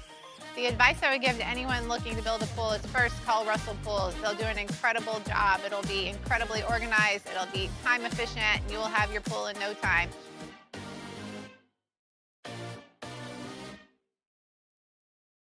Tiger Country is 100.7 The Tiger. In the car on 100.7 FM or on the 100.7 The Tiger app. 90s country and beyond. 100.7 The Tiger. At Sunshine, we know what you see when you look at your land. Where others may see dirt, you see the foundation you've built your life on. This It's hallowed ground. It's past, present, and future. We're proud to provide quality John Deere equipment to help you maintain the land you love. Check out our current promotions and learn more about what it means to be powered by sunshine at sunequip.com. Today, we are shaping tomorrow. We are researching how extreme stress impacts the immune system, from trauma victims to athletes and even astronauts. Our work is leading the way in sepsis treatment, saving countless lives. We're unlocking the mind with music. 98.1. Eagle 98.1 Game Day. Orderlocks, presented by Supreme Rice. Supreme Rice, grown, milled, processed for generations right here in Louisiana. And we're at the Odd House every Monday. It's red beans and Supreme Rice. Parboiled rice, the Odd Father's personal favorite. Now let's get locked in with Jimmy Ott. Yeah, Jimmy's about the only guy I know can have red beans for breakfast if he wanted to. I mean, we're up early today, That's right? a tad aggressive, but it was Supreme Rice. Okay, sure. Yeah. No problem. No problem. Jimmy, good morning. Where's my coffee, man? Huh? Okay, up and at 'em here for LSU and Arkansas at 11:45. Let's take a look at the slate today in college football, and let's two big matchups in the Southeastern Conference with playoff ramifications. Let's start with Oklahoma and Alabama. You saw Alabama in person last week in Tuscaloosa. They're about a 5.5-point choice, 5.5 to 6, depending on where you shop. Against Oklahoma today, this is a very good Oklahoma defense, and this is an Alabama offense. It's a little bit one-dimensional at this point in the season. Jimmy, what are you expecting today at Bryant-Denny? Yeah, Charlie, I was a little underwhelmed with Alabama. You would think a typical number 4 ranked Alabama team this time of the year. It's not what we're used to. I mean, they're in the triple digits, over 100th of the 136 Division I teams as far as rushing yards per attempt. Ty Simpson, he's got some weapons, but I mean, it's just he's been really, really good this year. There's no doubt about that. To not have a rushing attack and put up the numbers that he has, and the wins, and he's been clutch. In his first year starting. Be interesting. We talk about those 25 starts, key to preparing for an NFL career. Nobody expects him to stay, but there's tougher situations in life than being a starting quarterback on Alabama's campus for another year and getting paid millions to do so. But anyway, this is the team, easy motivational angle for Kalen DeBoer. This is the team that knocked him out of the playoff last year. So that's an easy motivational angle. But Charlie, I'm warming up more and more to your stance on this one, and that line is under a touchdown for a reason. I mean, 5. I got to get big time college football atmosphere. I give 5 points to the home field advantage. You could tell me that Alabama's only 1 point better than Oklahoma on a neutral surface. That surprises me a little bit. This is stinky line. It's a stinky line for a reason. And Venables has been very, very good against one-dimensional offensive attacks. So I think the scoring is going to be light. And listen, Alabama, every little bounce is going their way in a lot of these games. Getting the fumble late, the pick 6 to start in Columbia where they had no business winning. Diego Pavia, 2 red zone turnovers. That game was very close. Forget the last touchdown to cover the spread on the late, but by Jan Miller. But it's just Tennessee. I mean, that game's about to tighten up. The 100-yard pick 6. It just seems like a lot of bounces have gone their way. This I expect to be able to grind it out. They're stressing on it a little bit because they don't want to go into Jordan-Hare Stadium in the Iron Bowl needing a win to advance to the playoffs. So I'm going to tell you on this one. I'm going to take Oklahoma in the points. Ty Simpson, 21 touchdowns, 1 interception for this season. And I could make a joke about him being another in a long line of Alabama quarterbacks to make millions on the campus, but I'm not going to do that. I'd like to think I've matured a little bit past that. The other game in the SEC with big playoff ramifications is Texas and Georgia. This game in Athens, and these two are pretty familiar with each other. They saw each other twice last season. In fact, I could make another joke about how Georgia has played Texas more in a year and a half than they've played Texas A&M in 13 years in the league, but I'll leave that one alone too. Texas has struggled on the road, Jimmy. They lost to Ohio State, no shame there, but they lost to a bad Florida team in Gainesville.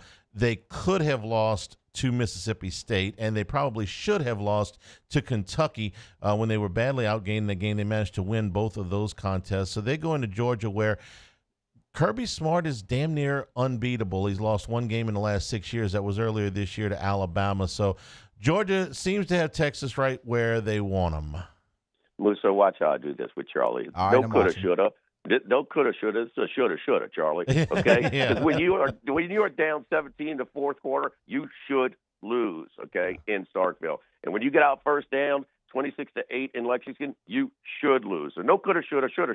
All right, Charlie? So Got it. anyway, Got it. and they got whooped in Gainesville. But, yes, how did this team – man, they have been awful on the road. And then they look like they're going to snap out of it, man, just slamming Vanderbilt like nobody's done this year, and 34-6. And then they – Vandy's got their hands on the ball on the onside kick with less than a minute to go in a one-score game. But something tells me that Georgia just not what they've been. Their yards per play defense is one of the worst since Kirby has been there. The one thing Stockton is clutch. He is his best when the game is on the line, whether it's in Knoxville, whether it's in Auburn, whether it's in Florida. When they got the stop in Jacksonville on 4th and 1 at their 19, they marched right down the field and got the touchdown. So he's clutch, but they're playing with fire a little bit. And this is the deal with the SEC this year. There are a lot of good teams, but I don't think any great teams. The ceiling is lower for the SEC than I can remember in a long time. Georgia's going to the playoff. I'm not sure how good they are. Alabama's going to the playoff probably. Not sure how good they are. So maybe Manning is getting a little bit better. I'm not going to go extreme. He's just sort of an ordinary quarterback in his first year starting with some inconsistencies. I do like number one, though, man. When they run those little flanker screens or little bubble screens, man, if he gets some blocking, he can fly and he can run through some arm tackles as well. So I think it's going to be another close, hard-fought game. Think about the Ole Miss game, how it started. 5 long, sustained touchdown drives to start the game. I know they finished strong, but damn it, that's not a typical Georgia team. So this roster is not quite what we've seen under Kirby. They're good, but they're not great. This probably be a close one as well. Speaking of Ole Miss, they host Florida today. Just your typical 9-1 against 3-6 type of matchup. Of course, for years those records would have been reversed, but it's Ole Miss. It's in the Catbird Seat, double-digit favorite tonight. But the story is off the field, Jimmy. Lane Kiffin is going to have to make a decision here in the next couple of weeks. There's going to be an offer from Florida. I feel very comfortable in saying that. We know that there is a contract extension on his desk from Ole Miss, although we don't know exactly what that number is, and there very well could be an offer coming from LSU. So with all of those distractions on the line, and Ole Miss once again in position to make the playoffs, although in better position than they were last year, they went to Gainesville and got upset last year. What do you think tonight at Vaught Hemingway? Same thing, easy motivational angle, just like for DeVore in Alabama. Kiffin's got it. I mean, room service. This was a team that knocked you out of the playoff last year. Even though there's a lot of new faces on the roster, there's enough there to know that pain. I mean, Ole Miss, whether it's the 4th and 25 conversion in Oxford against Arkansas, or how many their history is just they're trying to overcome a lot of history. Lane Kiffin's got to make a decision. He's already made one. That contract's still sitting on his desk. He has not signed it for a reason. If LSU doesn't offer him, I'll be shocked, but I'm kind of conditioned to being shocked around here lately. But, will he go back to, will he choose to go back with his ex-wife, the mother of his children, to go to her alma mater in Gainesville? So I don't know, man. He's got a decision, but the biggest one is he's already made, and he has not signed that contract for a reason. You and I both think he will be coaching elsewhere outside of Oxford, and if he does, and the word is he is not going to be allowed to coach the playoff game. Ole Miss, this is a volatile line. I mean, this thing opened up and it got bet up all the way up to 16 and 17, and then it was hammered back down to 11.5. And so, are there distractions in Oxford? Maybe.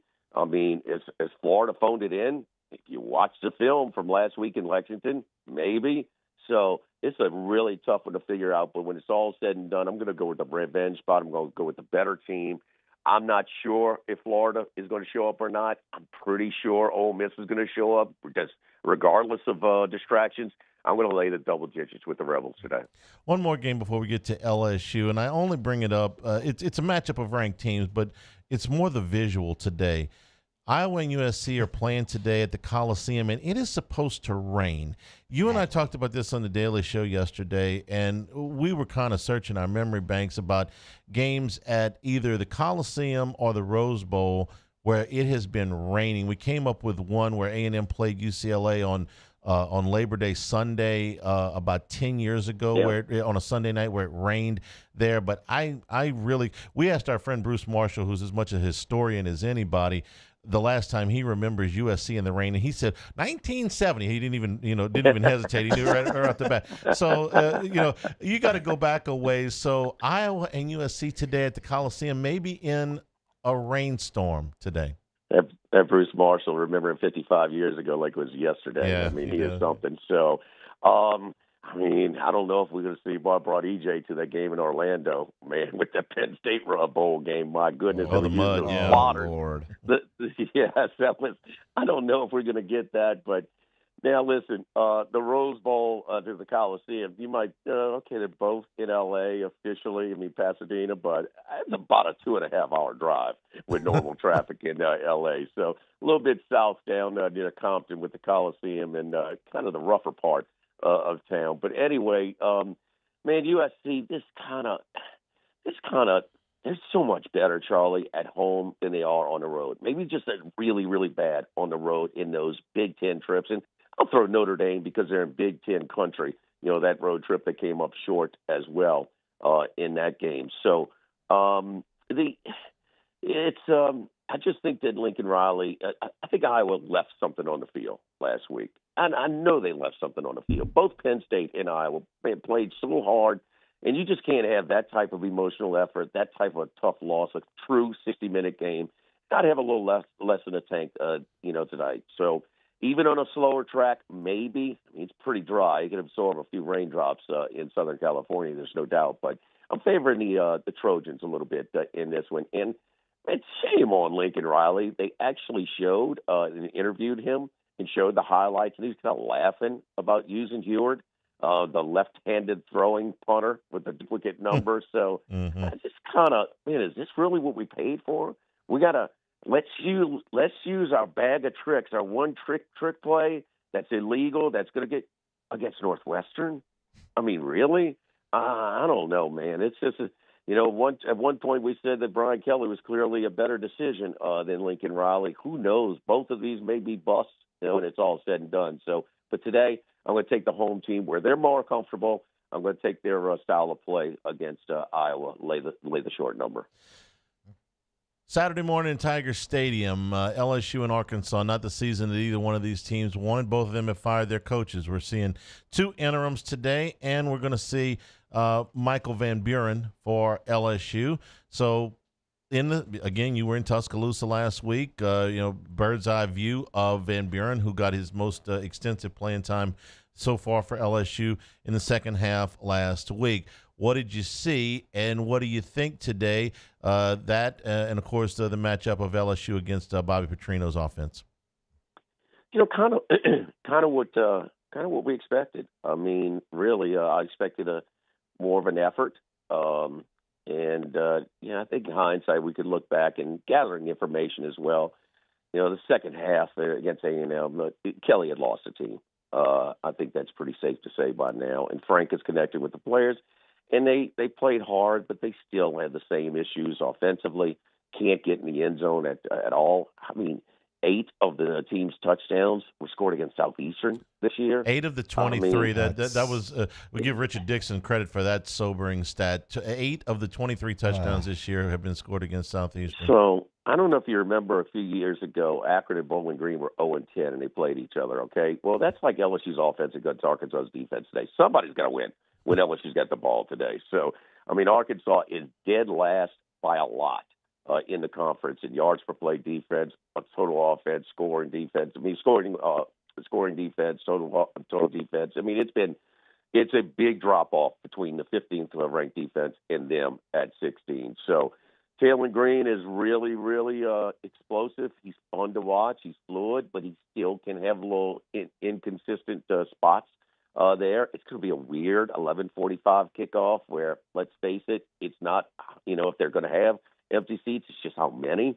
But I do expect, I kind of get a little feeling about Rohan Davey playing that Black Friday game with Hal Hunter, and that maybe that even if it gets off to a slow start, I just think there's a little pride on the LSU side right now, and this is the perfect recipe defensively. Bring in Arkansas's defense, and I think a little spark with Van Buren. Charlie, you tell me, is he expected to go? Is that yeah? That's what we think. That's what we think. Okay, yeah.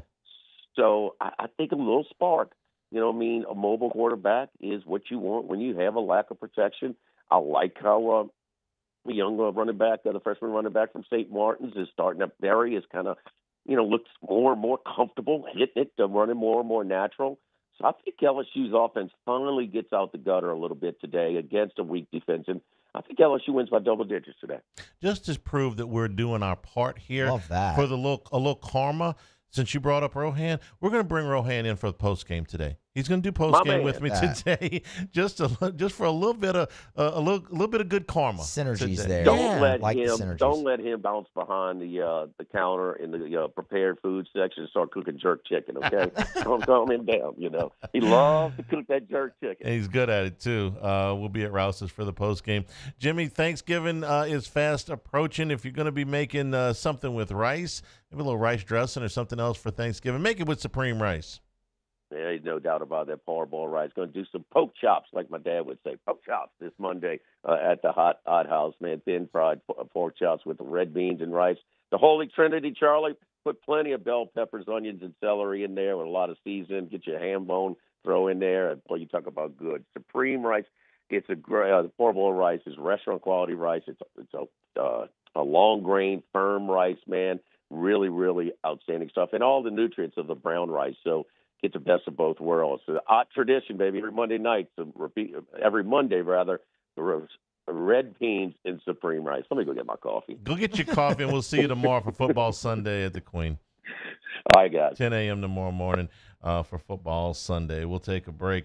OTB on Game Day is next. Eagle, 98.1 Game Day.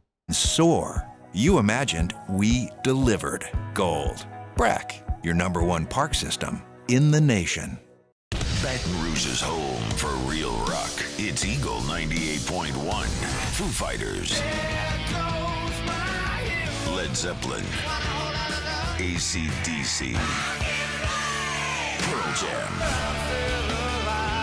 And the flagship home for LSU sports. Take us anywhere with the Eagle 98.1 app. Eagle 98.1 is the rock station. When it comes to choosing energy for your family and your home, make the smart choice with natural gas. You can count on efficient and affordable natural gas to keep you comfortable and reduce your environmental impact to help protect our planet. Together, we're fueling our energy future. Atmos Energy. When you can't rely on technology, you can rely on Mountain Cold Refreshment. Dave's back on. Coors Light. Choose chill. At Ochsner, we know healing is a team sport.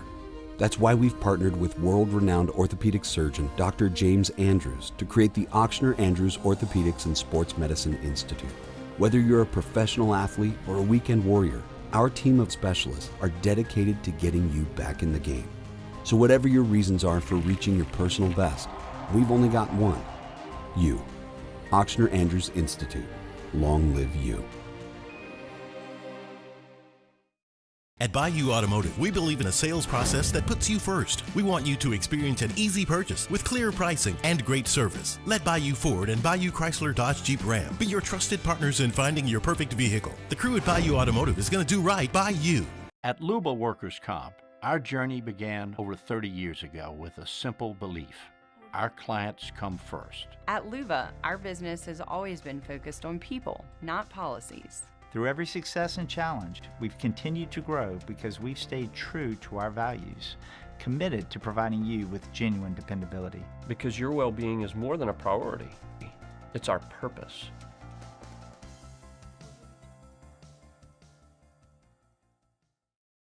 Mornings with Brian Haldane is the only live and local talk show in the capital city. Get the news from the newsmakers, along with traffic and weather updates throughout the morning. The conversation starts weekday mornings at 6 on Talk 107.3. We typically think of stress as being bad for us. At Our Lady of the Lake and LSU, we are researching how certain types of stress, such as exercise, can be good for our immune health. By studying people under extreme stress, such as athletes, astronauts, service members, and first responders, we're learning how to improve the immune health of everyone. 98.1. Eagle 98.1 Game Day. Off the bench on Game Day. Presented by Shell. Shell is the rhythm of Louisiana. Off the bench is heard weekday mornings at 7 on 104.5 ESPN Baton Rouge. Now from OTB, here's Jacob Hester and Matt Flynn. Matt, I'll let you start this conversation. Well, everybody on the team has the opportunity to tap the top of their head, get a little breather, come out of the game for a little bit, except the quarterback.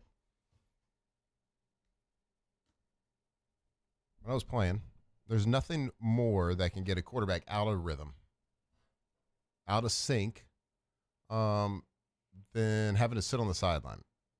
Like even you still see it sometimes with, I think did we do a Wildcat this year where Nuss came off the field to do it? Or was that the Saints? Can't remember. No, because the one Wildcat that LSU did, they did it from the 6-yard line on 3rd and 6. Oh, yeah, and he just scooted over. He scooted over at the That's true. So the quarterback is a rhythm sport. It's just like anything. It's like taking a pitcher out for a couple of pitches and putting him back in baseball. You don't see that. That doesn't happen. Obviously, we can't do it. The rules wouldn't allow it. But it's the same mindset. Like you get in a rhythm. You see the field. You're in the zone. You're the guy that calls the plays. You're the guy that calls the snap count. You are the engine that makes the whole vehicle go. And to be taken out of that position, taken off the field, it's tough to do. Now, it's not impossible. We've seen successful dual quarterback systems before. University of Florida had it in, 2006? Chris Leak and Tebow. Yeah. And then in 2007, Paraloo would come in and do some things, do some really nice things, especially that Florida game, a lot of, some third down packages, goal line packages, things like that. And I'm not saying that it was a bad thing, but it certainly doesn't help a quarterback in staying within that rhythm of a game. We always talk about that, air quote unquote, like the zone when quarterbacks feel it. And it's kind of an unexplainable what that really is, what that really means. I think athletes will know what it feels like to be in a zone, whether it's playing golf, whether it's playing, throwing darts, whether it's whatever you're doing. Tiddlywinks. Tiddlywinks, that's right. Horseshoes and hand grenades, whatever it is, y'all understand. Y'all get it. Y'all know what that feels like. And at the quarterback position, I always explain it like this. Like you get into the rhythm of the game, the flow of the game. You can feel the ebbs and flows, the ups and downs. Sometimes you got to push the ball. Sometimes you got to pull back a little bit. There's different, and you feel all that when you're in the game. Also, like there's a certain vision that comes with it.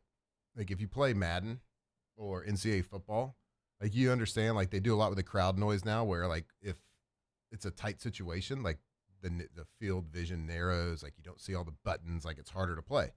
Well, that's the case in real life because it's trying to simulate that. So if you're a young quarterback, that's why young quarterbacks struggle sometimes. If you are, your vision is a lot narrower than it usually is. Like you kind of have tunnel vision. That's why people say they can't get through their reads. Well, it's really hard to do when you got people bearing down on you. You haven't played a lot. You're fresh into the game. Right. And then let's just say you can see it's a 53-yard wide field. Like you got this tunnel vision where you can clearly see 20 yards of the field. Mm-hmm. Complete a pass, that scoots out a little bit, about 22. Complete a pass, now it's 25.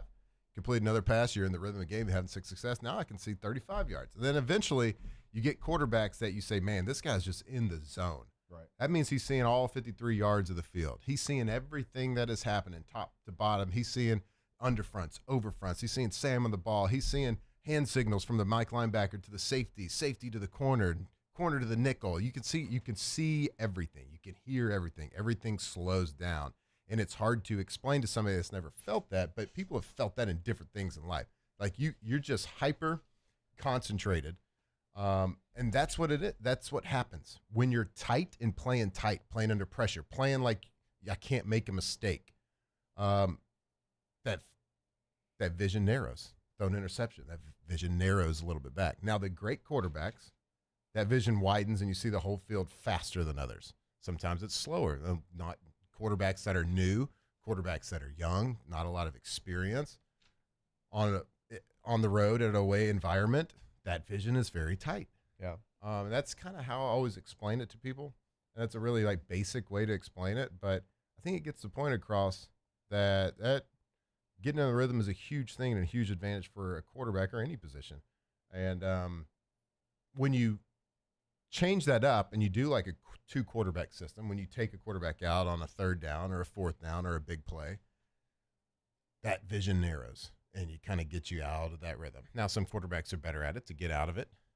But that's just like a little basic explanation of what I believe the zone means for a quarterback. So for you would just have one guy come in, and if that guy can't get it done, then he gets replaced. Yeah. So you'd rather see more like we saw in Tuscaloosa than, hey, right. You get 2 series and you're going to get a series and you get 2 more and you get 2. And I listened to Frank talk yesterday, and I didn't hear anything that said that there's going to be a 2-quarterback system. Now he said both quarterbacks would play, I believe. I believe that's the right. I don't want to misquote anything. But he said Nuss is going to take the first reps, but both quarterbacks are going to play. There's a plan in place for that. What does that look like? How does that operate? I think it's better to do, like, if you want to get Van Buren the ball, get him some time in there. I believe a series situation, a series in, series out, or Gary gets 3 series, Van Buren gets 1 series, however that looks. Or maybe Frank's just planning on blowing him out and he knows Van Buren's going to play the 4th quarter. I don't know. Like, it could be a lot of different things. What I don't like to see, and I'm not saying this that this can't be successful, I don't want to see Van Buren come in if it's 3rd and 8+, because he gives you the option, a little bit more of an option with his legs to scramble. Yeah. Like, if there's a package in place, a 3rd and short, or there's ways to do it where it's okay and he doesn't really screw up the rhythm. I just want there to be like a good, clean, crisp plan that makes sense, that helps elevate both quarterbacks instead of bringing them back down a little bit, because it's hard. It's hard to switch. It's hard to give up reps as a quarterback and stay in that rhythm. And that doesn't help them play better, especially with like Nuss. Like, you're trying to get him back to where he was. He used to see all 53. He's seeing a 3rd right now, right? It's just happening. It's just not clicking for him. Yeah. Because he's pressing. They haven't had a lot of success. That was going to be my last. That vision from Garrett is narrowed. It's not going to help him to throw another guy in there. That was going to be my question is when you know that you might be one bad throw away from getting replaced, how difficult is that to not press? Because you feel like you got to be perfect.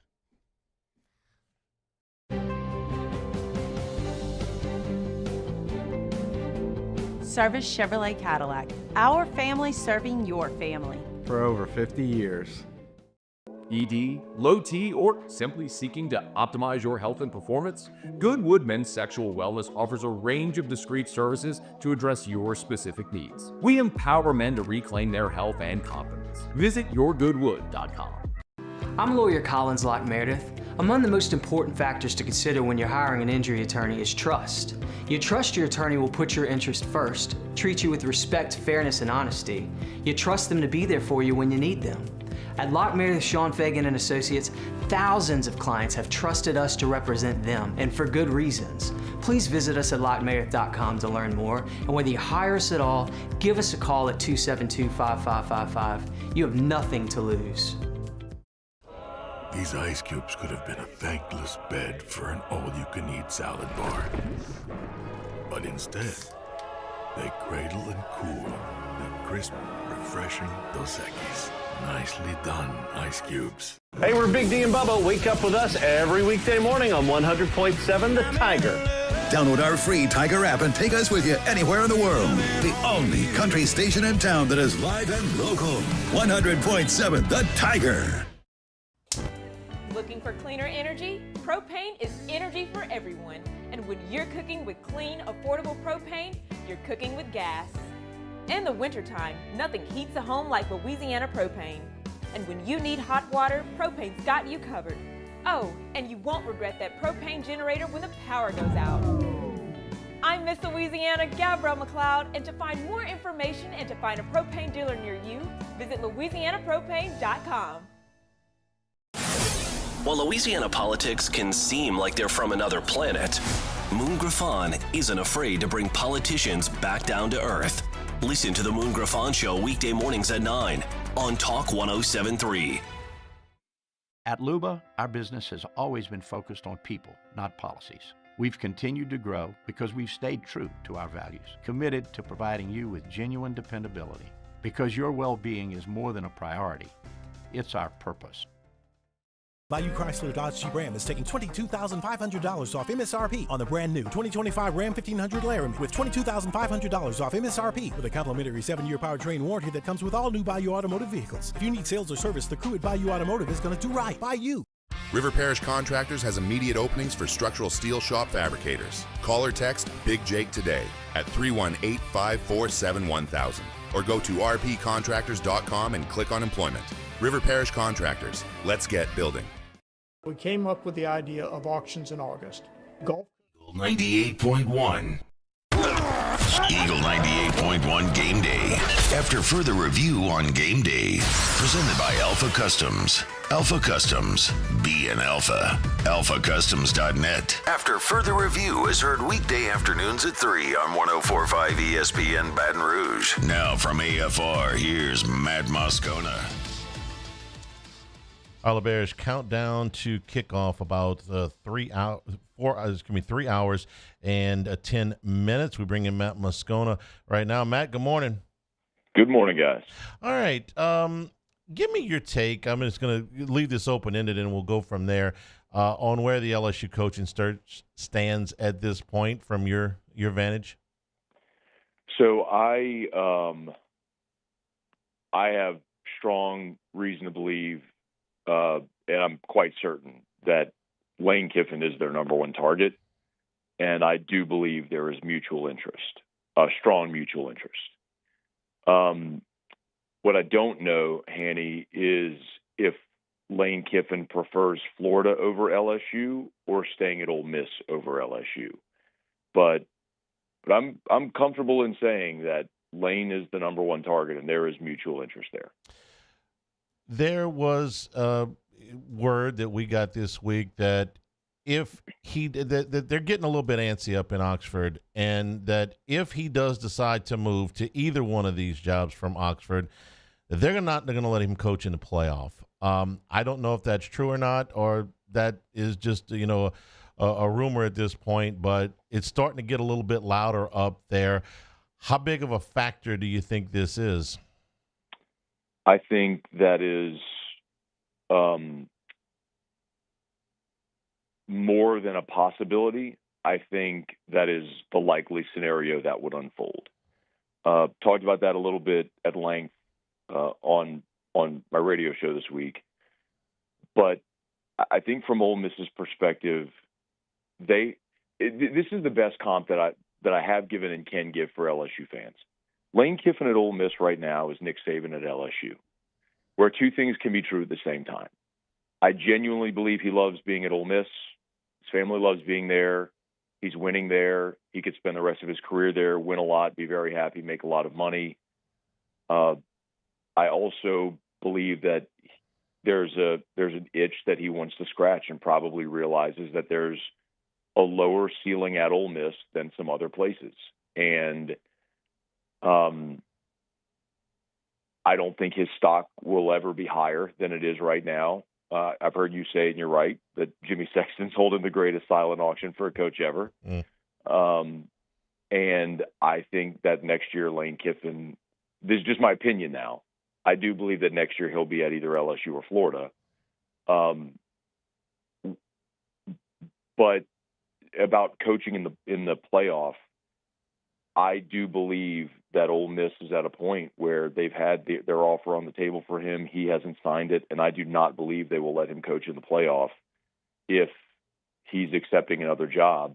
Why would you allow him to stay to potentially recruit his roster to a new place, to be on the field in the playoff with your logo on, knowing he's leaving you to go to another school, which effectively turns into a recruiting tool for that new place. I think at some point, and I know the LSU fan reaction is going to be, well, it's Ole Miss. And at some point, Ole Miss has to realize that they have a feeling that they're more valuable than allowing someone to coach their program in the playoff that's leaving them. And the other thing I'll tell you, you look in the last 5 years, the only school that have won more games in the SEC than Ole Miss are Alabama and Georgia. So we can make all the jokes we want about them, but I think they're at a very pivotal point in their program. And I just this part is my opinion. I do think that they're going to end up losing Lane Kiffin, either Florida or LSU. And I agree with everything you said. The argument I would make from the Ole Miss standpoint is, and I realize that if he leaves, this is going to sting, but this is your best opportunity to win a championship in over 60 years. And I don't think anybody would disagree that they have a better chance to win with Lane Kiffin on the sidelines than with one of his assistants taking the helm for the rest of the way. That would be if I was there, that would be my argument against just telling him to hit the road. But I understand the sentiment just the same. So we're in lockstep to this point, Matt. Here's where I kind of shrug my shoulders a little bit, and I can go in some different directions, which is, what if Lane Kiffin isn't the coach here next year? Who's next? Yeah, that's the question I don't have an answer to.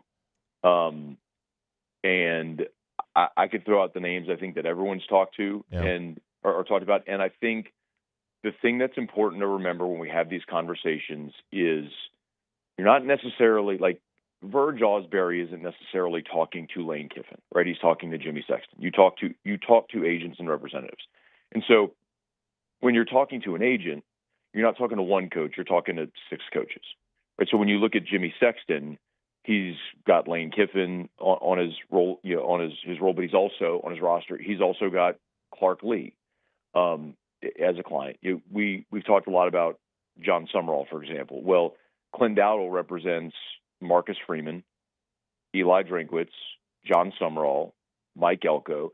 So when you talk to an agent, if it doesn't work with the first candidate in whatever pay range you're willing to spend or whatever you're looking for, you're talking to any of those candidates that they may pitch. I mean, Henny, that's ultimately what happened with getting Nick Saban here.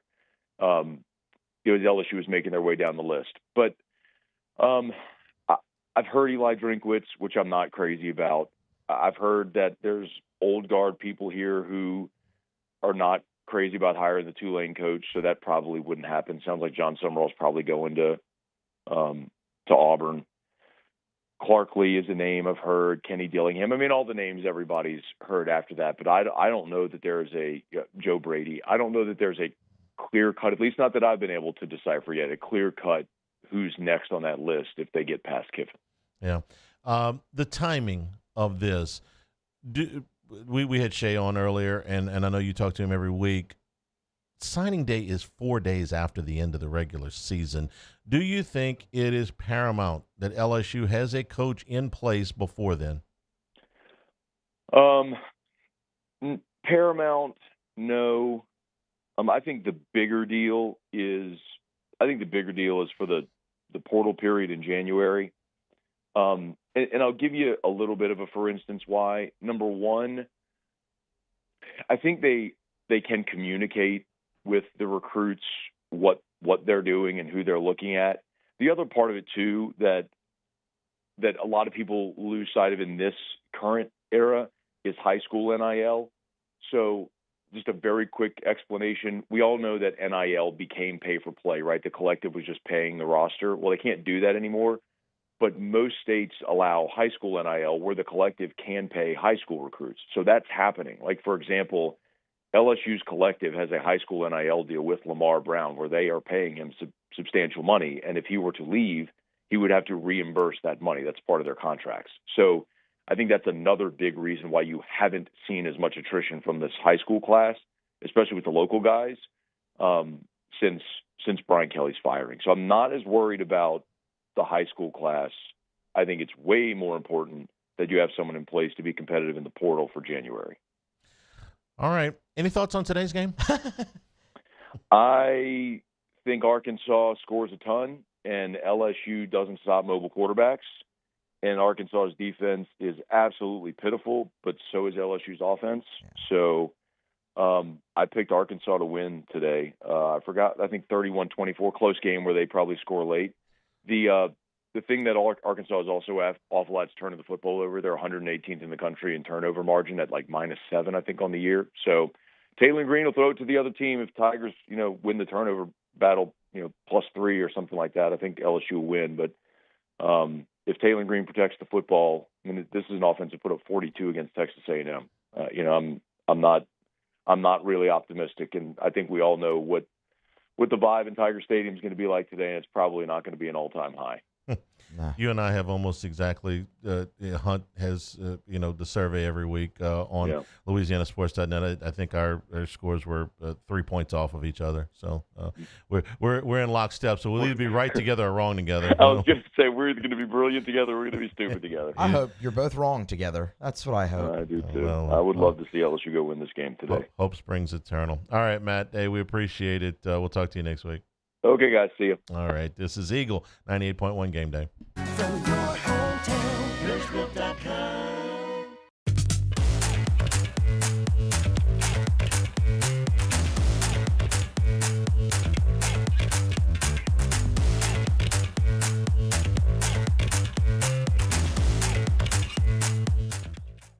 Breck teamed up to reimagine your parks, and you imagined big.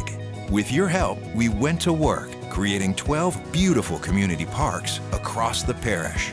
A family-sized water park, miles and miles of trails, and parks just for your dogs. There are more places to splash, to explore, to run wild, and even soar. You imagined, we delivered. Gold. Breck, your #1 park system in the nation. Baton Rouge is home for real rock. It's Eagle 98.1. Foo Fighters. Led Zeppelin. AC/DC. Pearl Jam. And the flagship home for LSU sports. Take us anywhere with the Eagle 98.1 app. Eagle 98.1 is the rock station. When it comes to choosing energy for your family and your home, make the smart choice with natural gas. You can count on efficient and affordable natural gas to keep you comfortable and reduce your environmental impact to help protect our planet. Together, we're fueling our energy future. Atmos Energy. When you can't rely on technology, you can rely on Mountain Cold Refreshment. Dave's back on. Coors Light. Choose chill. At Ochsner, we know healing is a team sport. That's why we've partnered with world-renowned orthopedic surgeon Dr. James Andrews to create the Ochsner Andrews Orthopedics and Sports Medicine Institute. Whether you're a professional athlete or a weekend warrior, our team of specialists are dedicated to getting you back in the game. So whatever your reasons are for reaching your personal best, we've only got one. You. Ochsner Andrews Institute. Long live you. At Bayou Automotive, we believe in a sales process that puts you first. We want you to experience an easy purchase with clear pricing and great service. Let Bayou Ford and Bayou Chrysler Dodge Jeep Ram be your trusted partners in finding your perfect vehicle. The crew at Bayou Automotive is going to do right by you. At Luba Workers' Comp, our journey began over 30 years ago with a simple belief.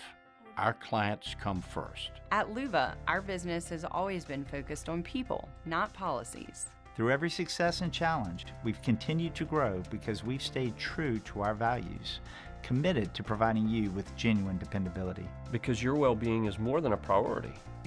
It's our purpose. 98.1. Eagle 98.1 Game Day. The Epic Paving College Football Scoreboard. Epic Paving, Louisiana's preferred paving vendor. That was a pregame show, but it's sports, right? Sports. New Orleans Pelicans have fired Willie Green. Hello. Maybe that interview got back to her. Maybe some of the feedback on that interview got back to her. Like, you realize how much you are crushing the soul of Saints and Pelicans fans with that interview? I mean, just absolutely soul-crushing, okay? Maybe got back to it's like, I'm doing everything I can. No, you're not. This is a start. Like we were talking about in the break, soul-crushing is a great way to put it because it's beyond apathy with both of those franchises, which is you don't normally ever get to that point. Anyway, let's do a scoreboard, right? College football scoreboard. That's what we're supposed Good slate to today. Do. Here we go. Let's start with ranked games, ranked teams.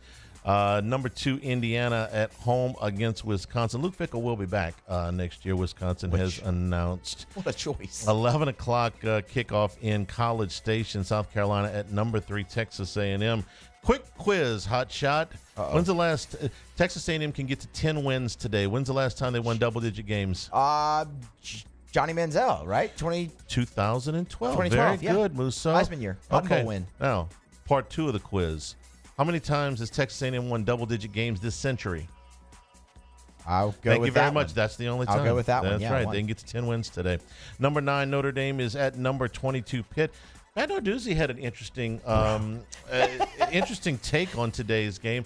This is a first, okay? And all the time I've been covering college football, this is the first time I said, this game doesn't matter. No, it doesn't. I mean, that's what we say in the media, right? You know, this game doesn't matter. Rat poison. He came out and right? said, this game doesn't matter. We could lose this game by 100 as long as we win the next 2. Playing a little possum, possibly. Number 18, Michigan is at Northwestern. It's 11 o'clock game. Bryce Underwood, 7 touchdowns, 3 interceptions. We're in November. Yeah. What do you think of his season? I think he's done just what they needed him to do as a true freshman. Haynes, to be brutally honest with you, he hadn't gone out there to really lose you games. You have a great running back in Haynes, great defense. He's out there being a game manager right now. I think it's been. I expected game manager in September. I expected more in November. I mean, for my $3 million a year. I mean, I get that. I mean, if Larry, is this what Larry's girlfriend's paying for? Allegedly, yeah. Okay. Well, not allegedly. Yes, this is what she's paying for. But I mean, not terrible they're numbers. Dark horse playoff team right now. Ohio State hadn't beat them in 4 years. Like, I get it. Like I get it. They're 7-2. All right. 11 o'clock kickoff for number 24 South Florida at Navy. Blake Horvath is back for Navy today. He missed last week's game against Notre Dame. It is senior day up in Annapolis. Arizona is at number 25 Cincinnati. Cincinnati, one of 3 Big 12 teams with 1 loss. Texas Tech and BYU are the other 2. Number 11, Oklahoma at number 4, Alabama. That's 2:30 kickoff on ABC. Also at 2:30, UCF is at number 6, Texas Tech. Texas Tech's only loss of the season came with their starting quarterback out for that game. Baron Mouton is back. Well, he's been back for a couple of weeks. So they are a huge favorite today against UCF. NC State is at number 15, Miami. Also at 2:30, number 16, Georgia Tech. Quietly 8-1 on the season. 5-1 in the ACC. They are at 1-9, Boston College. Number 21, Iowa is at number 17, USC. Rain expected today at Los Angeles Memorial Coliseum for the first time in, well, pretty much anybody's recent memory. 2:30 kickoff for number 19, Virginia at Duke. The unranked team is favored over the ranked team in that one. New Mexico State is at number 23, Tennessee. That's a 3:15 kickoff on the SEC Network. Lane Kiffin Bowl, sort of, at 6 o'clock in Oxford. Florida is at number 7, Ole Miss. Number 13, Utah is at Baylor. That's at 6 o'clock. At Columbus at the Shoe. UCLA is at number 1, Ohio State. 6:30 kickoff. Nico Iamaleava not playing in this ball game, allegedly. Number 10, Texas is at number 5. Georgia at 6:30 between the hedges in Athens. And the last game of the day involving a ranked team, number 12, BYU hosts TCU. That is a 9:15 kickoff on ESPN from Provo, and that is your college football scoreboard. We'll take a break, come back and talk with Quinn Groovy from the Arkansas Radio Network. That is next. Eagle 98.1 Game Day. Are shaping tomorrow. We are researching how extreme stress impacts the immune system, from trauma victims to athletes and even astronauts. Our work is leading the way in sepsis treatment, saving countless lives. We're unlocking the mind with music in exciting new ways. Our Lady of the Lake Health and LSU are improving the health of our state. That's the impact of champions. Imagine the impact we'll have on the future. Together, we roar. Flight by Yingling is raising the bar by crafting the next generation of light beer. With only 2.6 carbs and 95 calories, this is premium refreshment 6 generations in the making. Flight by Yingling. Raise the bar. It's not just a game, it's a religion. You've got your team colors, team swag, and now your very own website. LouisianaSports.net. Everything LSU, Saints, and Pelicans. Sports on demand. In-depth coverage by sports writing pros with continuously updated news. And with the LouisianaSports.net newsletter, you get pinged directly with top trending stories. Best of all, now and always, no paywall. It's free. LouisianaSports.net. Powered by 104.5 ESPN Baton Rouge. Your home for Louisiana sports. Supreme Jasmine is premium American-grown rice. From local farms to your table, every grain is supreme. Pick up a bag of Jasmine or any other of our Supreme American rice. Lockmeyer to Sean Fagan and Associates has won for our clients over $175 million over the decades, but our greatest success is our clients who have chosen and trusted us to help them. Whether you hire us at all, give us a call. You've got nothing to lose. Hi, I'm Sean Fagan. If you get injured, you could be staring at medical bills, repair costs, and lost income. Life can be turned upside down. At Lockmeyer to Sean Fagan and Associates, we'll work to turn your world right side up. Hire us, and like thousands of our clients, you'll be glad you did. When it comes to pipe fabrication, time is money. And at River Parish Contractors, we make every second count. Our 36,000 square foot shop is ready to take on your projects right now.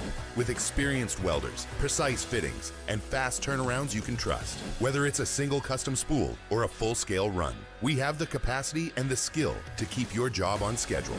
Call us or visit rpcontractors.com for your quote. That's rpcontractors.com. I'm Gabrielle McLeod on behalf of the Louisiana Propane Dealers. I have spent hundreds of hours preparing for scholarship competitions. That preparation paid off when I won the Fitness and Talent Awards along with the title of Miss Louisiana. The Louisiana Propane Dealers are also pretty talented and want you to be prepared for when the power goes out. Visit LouisianaPropane.com to find out about propane generators and other safety tips. Louisiana Propane, it truly is the fuel for our future. Family 98.1. Eagle 98.1 Game Day, presented by Super Chevy and Yingling. Opposing media. Quinn Grovey, former Arkansas quarterback, part of the Arkansas radio network there. Color analyst will be on the broadcast Saturday in Tiger Stadium. Good enough to join us. Yo, man, good to chat as always. How are you? Matt, how's it going, man? Good to be back on the show. Well, we appreciate it, but I would assume that life in Northwest Arkansas around this program is very similar to what it's like down here. Far more interest in the coaching search than the season, I would assume. Is that about how it's going right now? Well, absolutely. I mean, the coaching search is definitely taking a life of its own. And, you know, initially when Bobby took over, a lot of people, you know, was behind Bobby, wanting Bobby Petrino to be the coach. And there's still a lot of people that want him to be a part of it. So I think he's a candidate involved in that particular search. Anytime you go through something like this, it's so good to have a coach on your staff that's been a head coach at the particular spot that he's at. He was able to take over immediately. I mean, he implemented his system quickly. He changed practice up just a little bit. And he was able to take control of everything because he knew exactly how to make things work. Now, I mean, we still hadn't won a game, but at the end of the day, I think we've had some things take place where our defense has played just a little bit better, got a couple more stops. The offense is still clicking at a high clip, but just maybe not as productive as we were the first couple of games. But at the end of the day, Bobby Petrino is a solid interim coach, but the coaching search is definitely, you know, we got plane tracking going on. We got all kinds of stuff going on around here, so we'll see how it all plays out. How are they? I mean, Quinn, there's been opportunities to win games for this Arkansas team. How are they sitting there at 2-8? It's incredible. I mean, I sit up there every single week wondering how we're going to find a way to lose a football game. And it just seems like now these are not just like losses. These are last possession losses. Yeah. I mean, you have an opportunity to beat Ole Miss. You beat Ole Miss. I mean, it's going to be a different ball game. And I mean, just the last 7 games we've lost, the only game that has been out of control is Notre Dame. And we've had an opportunity to win with our offense on the field. We've had an opportunity to win with our defense on the field. And it's a situation where we fumble the football, or we miss a tackle or we do something like that. But the thing about it is this is a dangerous football team because they're going to be in just about every game. They're going to be in every game. We haven't been able to get over the hump, but right there, you're talking about one-score games all throughout this entire season with a quarterback like Taylor Green, man. I'm telling you, this is a dangerous football team. I know that's funny to say, and I know in Baton Rouge people are like, oh, man, this guy's crazy. But when I tell you a 2-7 football team to say that they're dangerous, we can be dangerous. I said 2-8 earlier. It's 2-7 with 3 to go. My apologies. Bad math on my part. But, Quinn, by the way, I'm saying I don't think people here are dismissing this at all because there's a bad-on-bad matchup, which is the LSU offense against the Arkansas defense. But what you just mentioned, the Taylor Green component will spook people because LSU, as good as they've been at times defensively this year, the Achilles heel is their inability to stop running quarterbacks. It was the truth last year. It's been so this year as well. However, the exception was last year at the game at Arkansas, where they really throttled Taylor Green in that offense. So what did LSU do so well last year to limit Green in that offense? Well, I think it's more about what we have this season. I think our offensive line is much better, and I think the addition of Mike Washington really gives you an opportunity to do a lot of different things differently. So when I say we have the ability to run the football at a high clip, Mike Washington has been such a huge adjustment. And then when you look at what we've done on the offensive line, we moved Fernando Carmona from left tackle into left guard, and then we brought in Corey Robinson, who is a huge, huge human. He's very strong, very athletic. And then the right side of the offensive line is really where we're trying to figure out exactly how we want things to go down. Marion Harris is our right tackle, and then Kobe Branham is our right guard.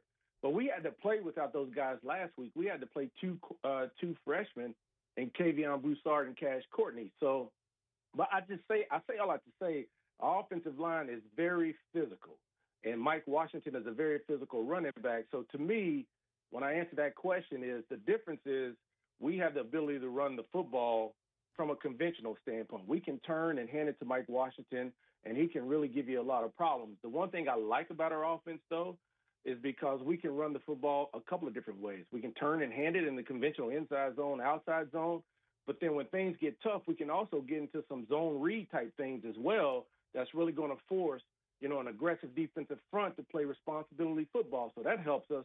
And then the third leg of that is when we drop back to pass, Taylor Green's always going to be able to find that backside A gap and backside B gap if you don't spy him. So those three components to me are really the difference. And then I would say the biggest thing for me is not only, we talked about the offensive line and the running backs, but Taylor Green is in year 2 of Bobby Petrino's offense. This guy leads the country in total offense. He's averaging 335 yards a game. He's running it at a high clip.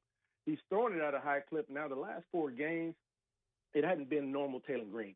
He's only completing 62% of his passes. Back when I was playing, that was a good clip. In a Bobby Petrino offense, you want to be at 70, 75%. And so he's got to just make sure that when LSU comes after him, they better get him. But if they drop back and drop 8, then he's going to have to make sure he gets through his progressions and not turn the football over. Quinn Grovey's our guest, knows what he's talking about. During his career, ran for nearly 1,800 yards, threw for 4,500 yards as an Arkansas quarterback. So dual threat quarterback, something that you know a good bit about. Quinn, I don't doubt at all that Taylor Green's going to move the football and Arkansas is going to score. He's awesome. You're right. Except the Notre Dame game, they scored on everybody. But when you flip it over, that bad-on-bad matchup is fascinating. LSU can't score. They have not scored. They scored more than 25 against any FBS opponent this year. Stunning. And Arkansas can't stop nobody. So make sense of that matchup for me. Yeah, and that's this reminds me kind of the Auburn matchup where we felt like Auburn was tailor-made for us with their offense and our defense because our defense has been sick, and we needed something to help us get right. We thought the Auburn offense was going to be there for us. Now, we were able to get off the field just a little bit more, and we got a pick 6 for a touchdown, which really helped us out. We still lost the football game. But this is one of those things, too, where LSU, they have the athletes. And the one thing that I'll go back and take a look at is last year's game with LSU. I just thought that Nussmeier, we played a lot of zone last year, and he was just dinking and dunking us. And then he got an opportunity to go over the top, and he would do that. And so I just think we've got to find a way to make sure we slow down that run right off the bat. It's going to come down to that front four, which we have not been able to stop the run the way we need to. And so our linebackers are going to have to be very, very critical and be involved in what you're doing. I know y'all running a lot of 11 personnel, and y'all really want to throw first to open up the run, but we've got to find a way to stop that run, and I just think we've got to find a way to apply pressure. I know protecting the quarterbacks have been something that LSU has struggled with, but it's been difficult for us to get to the quarterback. And so that's going to be something that we have to fight through. Quincy Rose, our defensive end, number 97, he's a guy that is really starting to come on for Arkansas, and he's starting to flash in big ways. He leads our team in sacks with 8 sacks and 14 tackles for loss. So when it comes to penetration plays, he's the guy that you got to watch. And then Cam Ball is just a solid guy on the inside. But we got a guy named Phillip Lee who doesn't get a whole lot of burn out there, but he is very athletic. And then sometimes we'll slip our linebacker, Xavier Story, the transfer from Georgia on the outside. But we've got to find a way to win on first down. We've got to find a way to get after Nussmeier. I just think what you're going to see is you're going to see our secondary, which could be dangerous. I think you're going to see them sit on some of those routes early, try to bite on something early to keep them from throwing short stuff. And I know LSU in the past has been the king of the old slot fade, so we got to make sure we watch that as well. But this is a situation where if we can continue to do what we do, this is a matchup that is bad on bad, as you would say. It's for me to say LSU is bad. I've never looked at a LSU team where I go 23 points a game. I'm looking at a lot of receivers. I don't see anybody even close to 100 yards receiving. The run game. But I just know that y'all got so many athletes out there. The athletes just aren't clicking. And so we just don't need that to be the week that this happens. Quinn Grovey is our guest, former Arkansas quarterback, color analyst here on the Arkansas Radio Network, being Tiger Stadium Saturday. I mean, this feels eerily, Quinn, to me like that 2021 game where it was a lost season. Ed was the lame duck. Arkansas came in. Remember, Nussmeier replaced Johnson after the first series, played the whole game. Low-scoring game, went to overtime, and Arkansas won it. If you see Arkansas winning the game on Saturday, how do you think the game plays out? Like, do you think it's a high-scoring game, or how do you think it plays out? Well, for me, I looking at this game, and I've watched a lot of LSU tape, and I know how great the Weeks boys are, and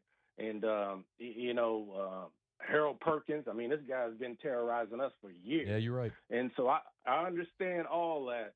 I just think we'll still be able to score points. I think we'll be in that 28 to 30-point range. And I've said it here on radio. If LSU, I think they're gonna fight to get there if we do what we need to do.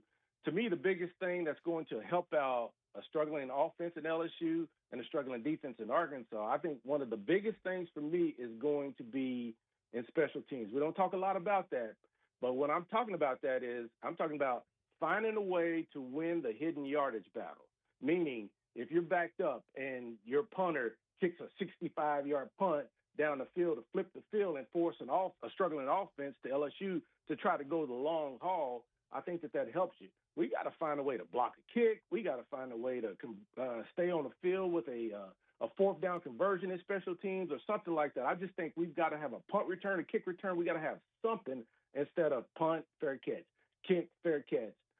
Those types of things. So I think that third phase, even though it's kind of phasing out just a little bit, the Texas Longhorns has figured out how to come up with punt returns. We've got to figure out how to do something like that as well. That's really going to help us. But I think it's going to be the hidden yardage and forcing LSU to go the long haul offensively, making them dink, dunk, do whatever it takes, and then getting them off the field. Because I do believe that our offense is going to be able to score points. The biggest thing for our offense, I think we got to find a way to run the football for 170 yards to 200. That's going to be a tall, tall task. But I think with the three-pronged approach that we have, we're thinking we have an opportunity, but we know how great that defense is, so it's going to be a challenge. He is Quinn Grovey, former Arkansas quarterback. Be on the call this weekend there on the Arkansas Radio Network. Man, safe travels. Have a great call Saturday. We appreciate you as always, man. All right, man. Take care. The impact of champions. Together, we roar. Attention diesel mechanics, River Parish Contractors has an immediate full-time opening with benefits. Valid licenses and TWIC card is required to apply. Call or text Big Jake today at 985-479-9858 or go to rpcontractors.com and click on Apply Now.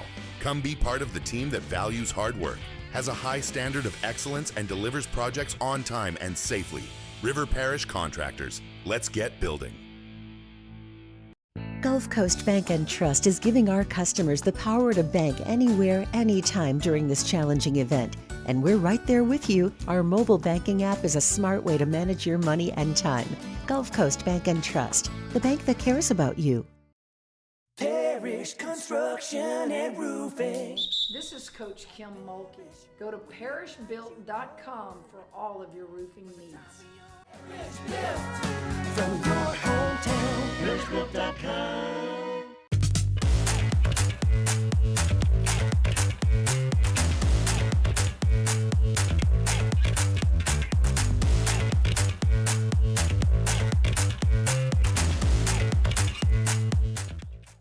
Breck teamed up to reimagine your parks, and you imagined big. With your help, we went to work, creating 12 beautiful community parks across the parish. A family-sized water park, miles and miles of trails, and parks just for your dogs. There are more places to splash, to explore, to run wild, and even soar. You imagined, we delivered. Gold. Breck, your #1 park system in the nation. Baton Rouge's home for real rock. It's Eagle 98.1. Foo Fighters. Led Zeppelin. AC/DC. Pearl Jam. And the flagship home for LSU sports. Take us anywhere with the Eagle 98.1 app. Eagle 98.1 is the rock station. When it comes to choosing energy for your family and your home, make the smart choice with natural gas. You can count on efficient and affordable natural gas to keep you comfortable and reduce your environmental impact to help protect our planet. Together, we're fueling our energy future. Atmos Energy. When you can't rely on technology, you can rely on Mountain Cold Refreshment. Dave's back on. Coors Light. Choose chill. At Ochsner, we know healing is a team sport. That's why we've partnered with world-renowned orthopedic surgeon Dr. James Andrews. 98.1. Eagle 98.1 Game Day. Talkin' Tigers. Presented by Lake Urgent Care. Lake Urgent Care, with 14 locations, caring for communities near you and always available at lakeurgentcare.com. Talkin' Tigers. Defensive tackle Jacobian Guillory. I've been a teammate of Garrett's for a long time now. I think he came in when I was a sophomore. So regardless of what, like even when Jaden was here, like I still be like, I believe in him. That guy like is a hell of a leader. He's a hell of a person. So I bled with him, I cried with him. So like regardless of what anybody says or what anybody thinks, that's still my quarterback. And I mean, like I even told Michael, like I wanted Michael to go out there and perform. Like I know he can perform because I know he's a great player also. So we're just gonna put out, we're gonna put great players on the field and try to give us the best opportunity to win. Wide receiver Xavier Thomas. Just continue to stay positive. Continue to stay close to each other, understanding that we got each other back, win, lose, or draw at the end of the day, and just finish strong. That's really our main goal right now. Linebacker Harold Perkins. What is this team playing for at this point forward? Playing for LSU.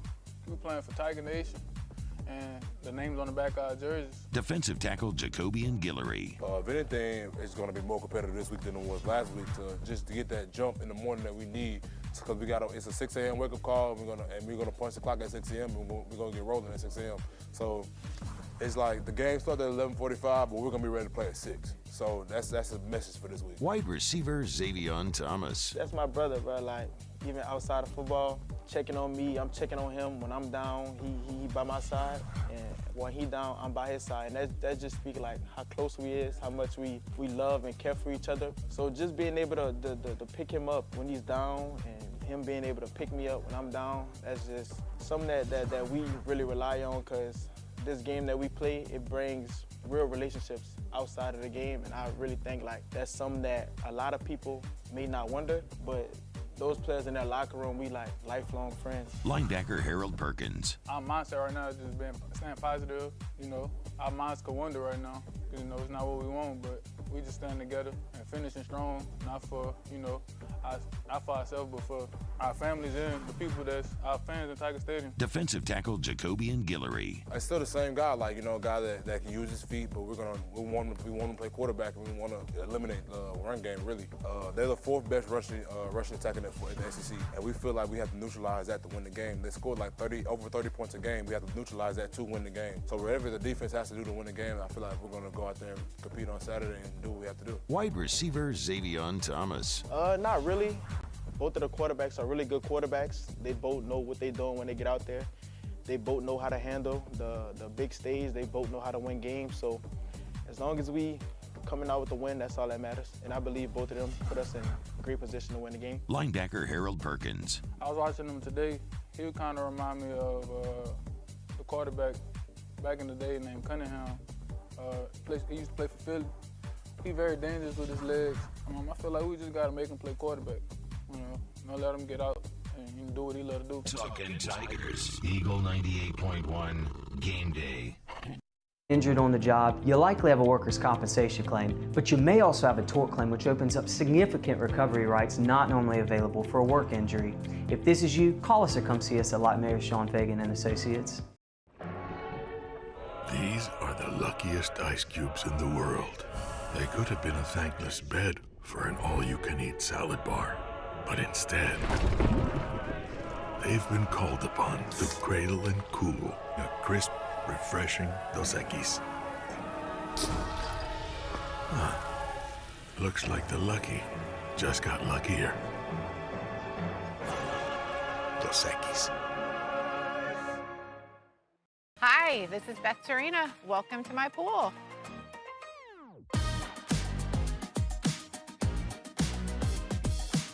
The first time I saw this beautiful pool, it exceeded every expectation that I had. They were able to get everything we wanted in this pool. It is a beautiful pool. We live out here, we eat out here, we watch TV out here. This is like our living room outside. We love this pool and everything about it. When we decided to build our pool, we called a great friend who is one of the best pool builders in the country in North Louisiana, and we said, who would you choose to build a pool in Baton Rouge? And without a hesitation, he told us Russell Pools. He said their history, tradition of great builds, great pools was unmatched. So of course, who did we call? Russell Pools. The advice I would give to anyone looking to build a pool is first call Russell Pools. They'll do an incredible job. It'll be incredibly organized. It'll be time efficient, and you will have your pool in no time.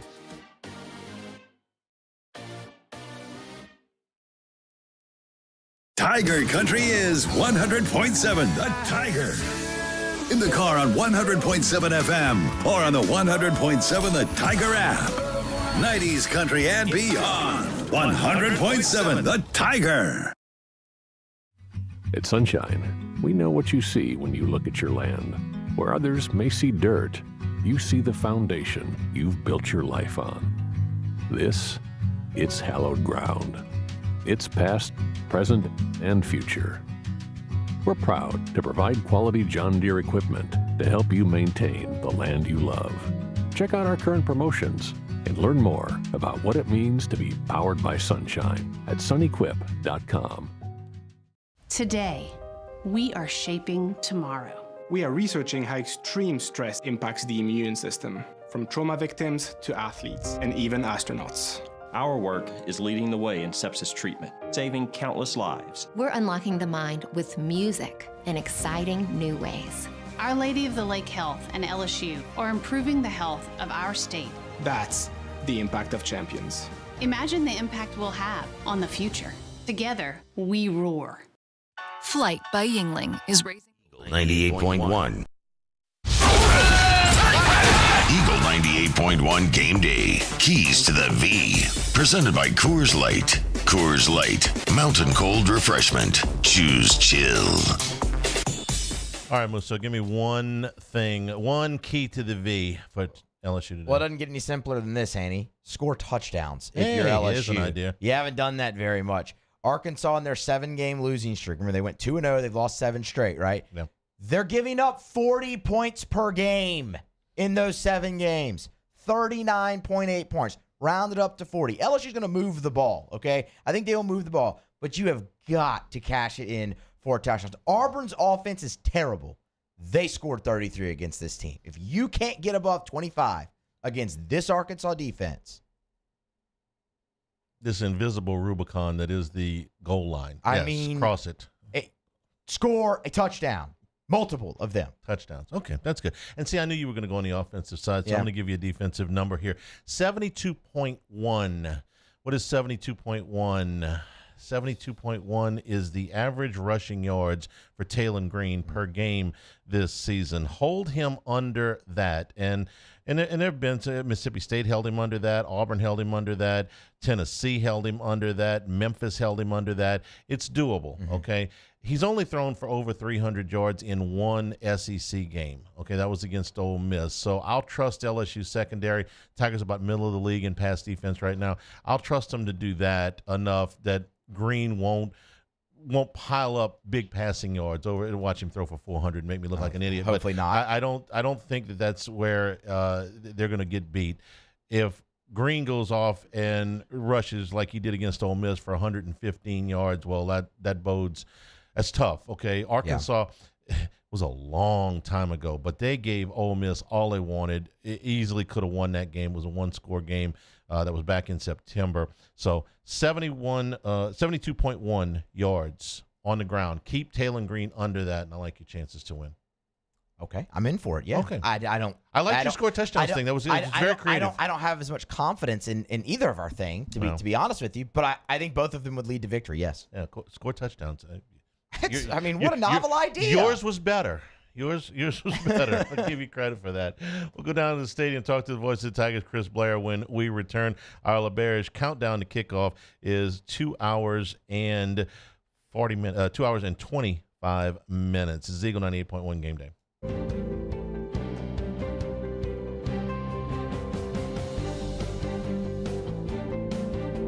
Service Chevrolet Cadillac. Our family serving your family. For over 50 years.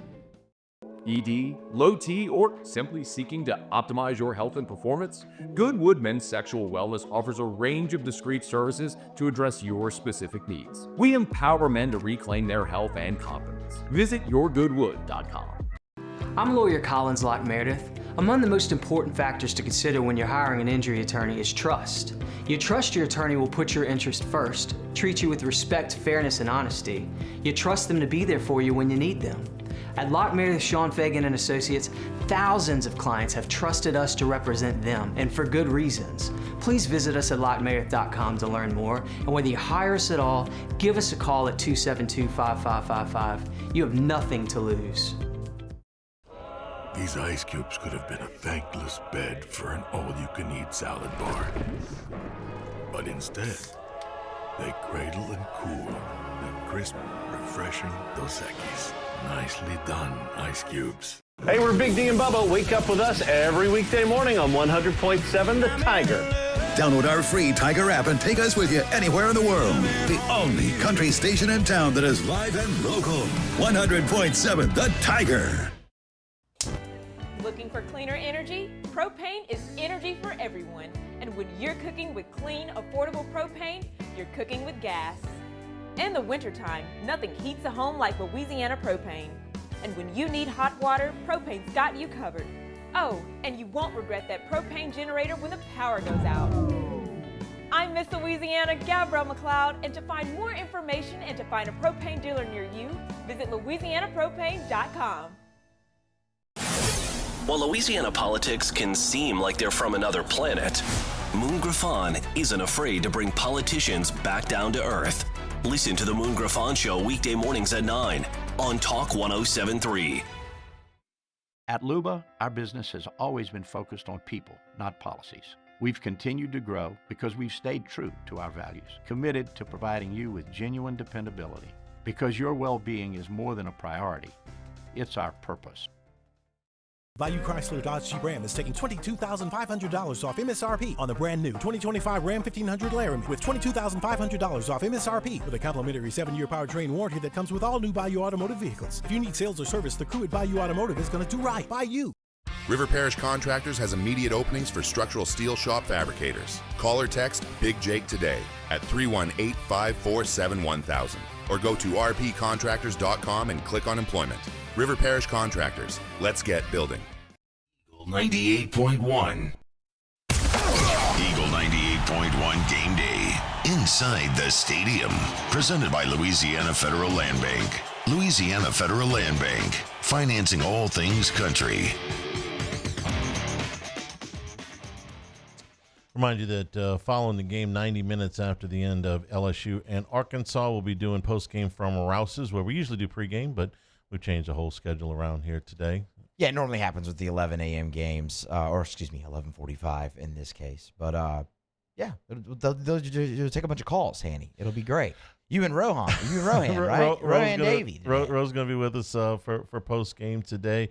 And they'll be, we'll be on in the middle of the Oklahoma-Alabama game, so we have that going on too. Do you think any call you take will be about the actual game, or will they all be about the coaching search? Well, that greatly depends on what happens in the game. You know, you got a new quarterback here. So that's intriguing. That's something different. But no, generally it's going to be about the. I'll tell you one post game we did after the bowl, Nick Saban's last game here. Oh, the Capital One Bowl? The Capital One Bowl, where they hit Drew Tate for the Hail Mary and won it. And the news had kind of broken right about halftime that Les Miles was going to be the head coach. And we did postgame. LSU lost on the last play of the game. On a Hail Mary. On a Hail Mary. Yeah. We did not take one call about the game. we took nothing but calls about the coach. And listen, and we'll take calls about it, whatever it is that you want to talk about. But I think we'll get a little bit about the game, and people will have questions about the coach, and that's perfectly natural. Let's go down to Tiger Stadium right now and talk to the voice of the Tigers, Chris Blair. Chris, good morning. Morning, Charlie. How are you guys? We're doing fine. Kind of paint the scene. This is not LSU fans' preferred kickoff time, but I know that this is the last conference home game of the season. So paint a picture for me out there. Yeah, I mean, it's kind of a slow start to the tailgate. I mean, I got here a little before 8 o'clock, and no surprise, it was pretty easy to get in and get parked. And I'd say now it's starting to come to life. Maybe just a little later start, but yeah, certainly you can tell it's an 11:45 kickoff. Chris, I would say that since Thursday, morning, things have changed a pretty good bit with the quarterback situation, and Frank Wilson was able to talk a little bit about that on Thursday night with Garrett Nussmeier re-aggravating this thing that's been bothering him all year, and we expect to see a lot of Michael Van Buren today. Yeah, I think you can say that. I mean, we talked about it. Obviously, he met with the media following practice, and as everyone found out, apparently Garrett had re-aggravated an injury, and so, the question I posed to him on the show Thursday was, I don't want to give away game plan, but, kind of what is the plan with the quarterbacks? And he just, said, you're going to see both. And he was very emphatic. You are going to see both. Obviously, updates since Thursday, as you pointed out, with Garrett being listed as questionable. So, yeah, I think you're going to see not only Michael Van Buren, I think you're going to see a lot of him. Let's talk about when he came into the game, the LSU offense looked like last week as opposed to what they look like with Nussmeier. Yeah, I've said it all week, Charlie, and I'll be honest with you, it's we say it all the time. Quarterbacks get too much credit when things are going well, and I truly do believe quarterbacks get too much blame when things don't go well. And my example of that is, yeah, I thought Michael did some really good things.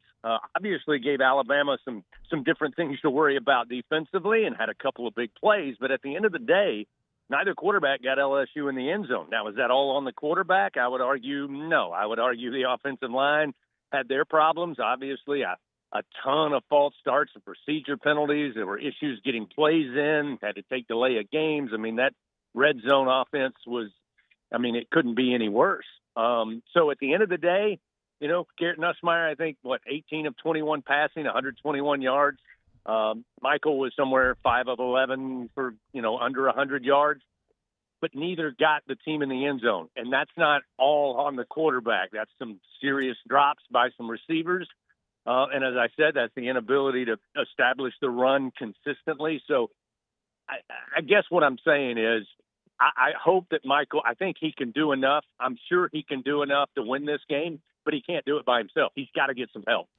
And, Chris, it would seem like they're going to have to score a lot of points. When I say a lot of points, more than they usually do to win this game. This doesn't feel like the type of game that can end 20-17. This feels more like a 37-31 type of game to me. So the added pressure on the offense to keep up. Look, Arkansas is on a long losing streak, but it's mostly because of their defense, not because of their offense. Charlie, I've said many times, I think I've told you, I'm no football genius, but when I look at the numbers, I look at an Arkansas team that's 0 for 5 in SEC play. They've lost a handful of those games by 3 points, and they're averaging 33 points a game. I like LSU's defense. I've always liked LSU's defense. So being conservative, let's say they shave 10 points off Arkansas's SEC average against some pretty good teams. All right, now you're looking at 23 points. LSU's offense against SEC opponents are averaging just around 21 points a game. So that's where you got to make up the difference. I mean, as Coach Wilson said Monday, it's non-negotiable. You have to get in the end zone. 9 points is not going to beat Arkansas. 9 points, frankly, isn't going to beat probably anybody in the SEC. So, yeah, I think that is the biggest problem. That is the challenge today, is when you get opportunities with the ball in your hand, you are going to have to find the end zone. I love Damian Ramos. I am glad he's got 62 career field goals, but I need him kicking extra points today. Yeah, absolutely. To your point, Chris, they lost to Auburn by 9, and Notre Dame blew them out. The other 5 losses are all by 6 points or less, so they have played a ton of very close ball games. And the offensive engine for them is Taylon Green, and he's a true dual threat. He's got a big arm, but he's got great speed. And the mobile quarterbacks have given LSU some problems, so a little bit of extra attention, if that's possible, today on Taylon Green as a runner. Yeah, I mean, Coach Wilson said it. I asked him, I said, look, Chambliss was able to get the plays he needed on the ground for Ole Miss. Obviously, Marcel Reed had a field day. Did a pretty good job against Lenore Sellers, but the difference for me in that South Carolina matchup, Charlie, is the fact that they don't really have a whole lot else to offer offensively. Arkansas, while you're right, Taylon Green is the spark that gets them going. I mean, he's not the leading rusher. So while you have to be cognizant of what he's doing and where he's at, they've got other weapons. And I think that's what makes Green, a little more effective. He's the second leading rusher on this team. So they got a pretty good running back. And I asked Frank, I said, what lessons have you guys learned on trying to contain dual-threat quarterbacks, true dual-threat quarterbacks? And he basically said, look, in the run game, you're trying to set the edge to keep them going east to west. We've got to set a tighter edge to keep him in the pocket, relatively speaking. And he just said, look, along with their running backs, this is a true, not coach speak, we have to stop the run, and we have to make Taylon Green sit in the pocket and say, look, if you're going to beat us, if you're going to score 33 points, you're going to have to do it with your arm and your receivers. And Frank said, I like our odds with our secondary against their receiving corps. Chris, you listen to the Hunt Palmer show in the afternoons? I do, occasionally, yes. Yeah, well, then you know very well he's been bragging all week about how much money he won at the blackjack table on his little field trip last week. So what does Diamond Jim have planned for the network pregame show today? Well, I think because he probably felt so bad last weekend, he might have, embellished that. But I'll give him his due. This week we're excited. We got Jay Clark coming on the show. He's going to be live over at Tiger One. Obviously getting ready for gymnastics, and they'll have Gym 101 coming up. And Jay's one of my favorite coaches, and so I'm looking forward to having him there. And then I think, with Brandon coming back, this is, Brandon's going to be on the broadcast. He's going to talk about, as he did the last 2 games, how do you contain a dual threat quarterback? So they'll break all that down, and of course they'll have a deeper scouting report on Arkansas and what makes this team tick. Chris, we appreciate it. Have a good call today, and we'll talk to you next week. You got it, guys. All right. We voice of the Tigers, Chris Blair. Our LeBears countdown to kickoff, 2 hours and 15 minutes. Make LeBears your game day headquarters to watch all of the games in the sports book. We will take a break. Be back, get you up to date on what is starting early today in college football. That is next, Eagle 98.1 Game Day. And we're right there with you. Our mobile banking app is a smart way to manage your money and time. Gulf Coast Bank and Trust, the bank that cares about you. Parish Construction and Roofing. This is Coach Kim Mulkey. Go to parishbuilt.com for all of your roofing needs. From your hometown, parishbuilt.com.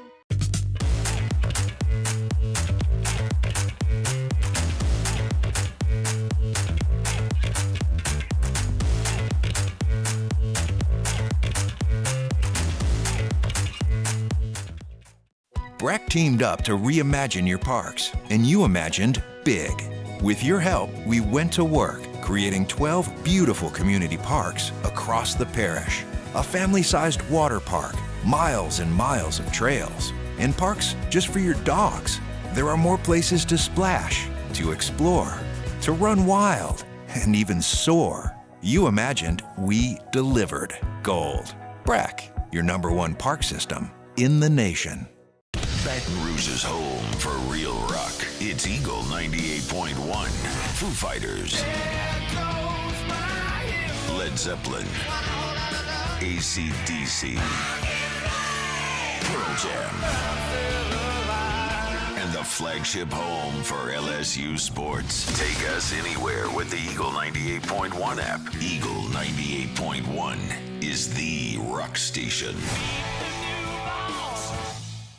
When it comes to choosing energy for your family and your home, make the smart choice with natural gas. You can count on efficient and affordable natural gas to keep you comfortable and reduce your environmental impact to help protect our planet. Together, we're fueling our energy future. Atmos Energy.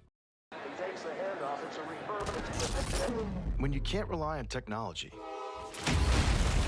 you can rely on Mountain Cold Refreshment. Dave's back on. Coors Light. Choose chill. At Ochsner, we know healing is a team sport. That's why we've partnered with world-renowned orthopedic surgeon Dr. James Andrews to create the Ochsner Andrews Orthopedics and Sports Medicine Institute. Whether you're a professional athlete or a weekend warrior, our team of specialists are dedicated to getting you back in the game. So whatever your reasons are for reaching your personal best, we've only got one. You. Ochsner Andrews Institute. Long live you. At Bayou Automotive, we believe in a sales process that puts you first. We want you to experience an easy purchase with clear pricing and great service. Let Bayou Ford and Bayou Chrysler Dodge Jeep Ram be your trusted partners in finding your perfect vehicle. The crew at Bayou Automotive is going to do right by you. At Luba Workers' Comp, our journey began over 30 years ago with a simple 98.1. Eagle 98.1 Game Day. The Epic Paving College Football Scoreboard. Epic Paving, Louisiana's preferred paving vendor. All right, here is your slate today in college football. Let you know what's going on. Kickoffs at 11 o'clock. In the Big Ten, Wisconsin is at #2 Indiana. Hoosiers big favorites to win their last two games and get to that Big Ten championship game against most likely Ohio State, what could be a 1-2 matchup. Buckeyes do have to deal with Michigan, though. Indiana, huge favorite today against Wisconsin. #3, Texas A&M hosts South Carolina at 11 o'clock. We told you this could be their first 10-win season since 2012. #9, Notre Dame's at #22, Pittsburgh. Pitt may be downplaying the importance of this game, but Notre Dame most certainly cannot afford a misstep as they try to make the playoffs. They already have 2 losses. 11 o'clock kickoff for #18 Michigan at Wrigley Field against Northwestern. Okay. Yeah. All right. The friendly confines. I like it. Friendly confines of Wrigley Field for football today. #24, South Florida is at Navy. This is senior day at Navy for Blake Horvath, their outstanding quarterback who missed last week's game. 11 o'clock kickoff for Arizona at #25, Cincinnati. Kansas State at Oklahoma State. Does anybody want this season over more than the Cowboys? No. Maybe Wisconsin, but that's it. Yeah, Air Force is at UConn. Texas San Antonio is at Charlotte. Eastern Michigan is at Ball State. 12 o'clock kickoff for Oregon State at Tulsa. West Virginia at Arizona State, conference game. Tennessee Tech at Kentucky. That's at 12:30. 1 o'clock kickoff for Marshall at Georgia State. North Texas at UAB.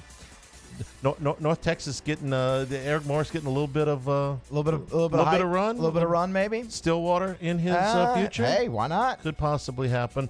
2:00 kickoff for UTEP at Missouri State, Colorado State at New Mexico. 2:30 kickoff on ABC. Number 11 Oklahoma at number 4 Alabama. I got the Sooners here. I think they go in there outright. They go in there and make Alabama one-dimensional. It's a very good run defense, and Alabama can't run the ball anyway. I think it's a lot of pressure on Ty Simpson. If Alabama does win it, I think Simpson's got to have a monster day to do it. Your lips to God's ears. I like Bama, though. UCF is at number 6 Texas Tech. NC State at number 15 Miami. Number 16 Georgia Tech's at Boston. Boston College may want this season over as much as Oklahoma State. Number 21 Iowa at number 17 USC at 2:30 at the Coliseum, and there's rain in the forecast. Rare rain day in LA. Number 19 Virginia is at Duke. 2:30 kickoff for Penn State at Michigan State. Boy, when we talked about this one in the summer, we expected 2-3-16, right? Exactly. With a combined 0-12 record in the Big Ten. 0-12 in the Big Ten. Somebody got to get right today. Sparty Party at 2:30. Maryland is at Illinois. 2:30 kickoff for Middle Tennessee at Western Kentucky. San Jose State at Nevada. App State at James Madison. South Alabama at UL Monroe. Texas State at Southern Miss. Southern Miss 5-0 in the Sun Belt against 0-5 Texas State. Memphis is at East Carolina. That is a 3:00 game. Expect a lot of scoring in that one. Florida Atlantic is at Tulane at Yeoman Stadium today. If you get a chance, check out the Tulane unis today. So good. They are sweet. They're beautiful. Very nice job there. New Mexico State's at number 23 Tennessee. That is a 3:15 kickoff. 3:30 for North Carolina at Wake Forest. Don't look now. The Chapel Bills are playing better. They are. Especially on defense. 2 in a row. 4:00 kickoff for Liberty at Florida International. 5:00 kickoff for Coastal Carolina at Georgia Southern. 6:00 kickoff from Vaught Hemingway for Florida at number 7 Ole Miss. Whatever could the storyline be in that one? Coaches. Yeah. 6:00 kickoff for number 13 Utah at Baylor. Purdue is at Washington. Delaware at Sam Houston. Utah State at UNLV. 6:30 kickoff at the Shoe for number 1 Ohio State against UCLA. No Nico for UCLA in that game. Between the Hedges at 6:30. Number 10 Texas at number 5 Georgia. Bulldogs trying to go to 7-1. This is their final conference in conference play. It's their final conference game of the season. 6:30 kickoff for Virginia Tech at Florida State. 6:45 Mississippi State at Missouri. Mississippi State needs a win to get bowl eligible. All they got left is the Egg Bowl. They are off next week. 7:00 kick for Kennesaw State, Jacksonville State. 9:00 kickoff for La Tech at Washington State. 9:15 in Provo for TCU at number 12 BYU. 9:30 for Boise State, San Diego State, and Wyoming at Fresno State. And that is your college football scoreboard. We're back to wrap it up. Eagle 98.1 Game Day. It's hallowed ground. It's past, present, and future. We're proud to provide quality John Deere equipment to help you maintain the land you love. Check out our current promotions and learn more about what it means to be powered by sunshine at sunequip.com. Today, we are shaping tomorrow. We are researching how extreme stress impacts the immune system, from trauma victims to athletes and even astronauts. Our work is leading the way in sepsis treatment, saving countless lives. We're unlocking the mind with music in exciting new ways. Our Lady of the Lake Health and LSU are improving the health of our state. That's the impact of champions. Imagine the impact we'll have on the future. Together, we roar. Flight by Yingling is raising the bar by crafting the next generation of light beer. With only 2.6 carbs and 95 calories, this is premium refreshment 6 generations in the making. Flight by Yingling. Raise the bar. It's not just a game, it's a religion. You've got your team colors, team swag, and now your very own website, LouisianaSports.net. Everything LSU, Saints, and Pelicans. Sports on demand. In-depth coverage by sports writing pros with continuously updated news. And with the LouisianaSports.net newsletter, you get pinged directly with top trending stories. Best of all, now and always, no paywall. It's free. LouisianaSports.net, powered by 104.5 ESPN Baton Rouge. Your home for Louisiana sports. Supreme Jasmine is premium American-grown rice. From local farms to your table, every grain is supreme. Pick up a bag of Jasmine or any other of our Supreme American rice. Lockmeyer, Sean Fagan and Associates has won for our clients over $175 million over the decades, but our greatest success is our clients who have chosen and trusted us to help them. Whether you hire us at all, give us a call. You've got nothing to lose. Hi, I'm Sean Fagan. If you get injured, you could be staring at medical bills, repair costs, and lost income. Life can be turned upside down. At Lockmeyer, Sean Fagan and Associates, we'll work to turn your world right side up. Hire us, and like thousands of our clients, you'll be glad you did.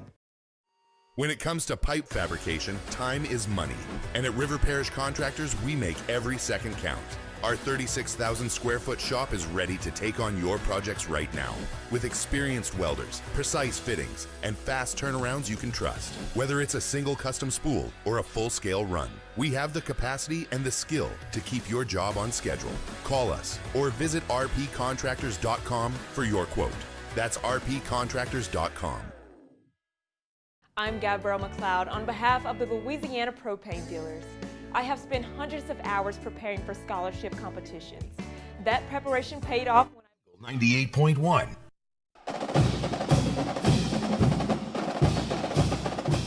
All right, Tigers and the Hogs for the Golden Boot. I'm going to re-emphasize what Musso said, his suggestion that LSU score touchdowns today. Yes. I think that'd be a really good idea. See if Michael Van Buren can help LSU solve some of their red zone problems. And on defense, it's about containing the dangerous quarterback, Taylon Green. We will be back 90 minutes after the end of LSU and Arkansas. Former LSU great Rohan Davey will be with me on the postgame, and we will be at Rouse's at the corner of Burbank and Lee. Hope that you can make it in your plans to join us there. Enjoy the game, everybody. From all of us here at the Flagship, I'm Charles Hanagriff saying thank you. Have a very good morning. This has been Eagle 98.1 Game Day.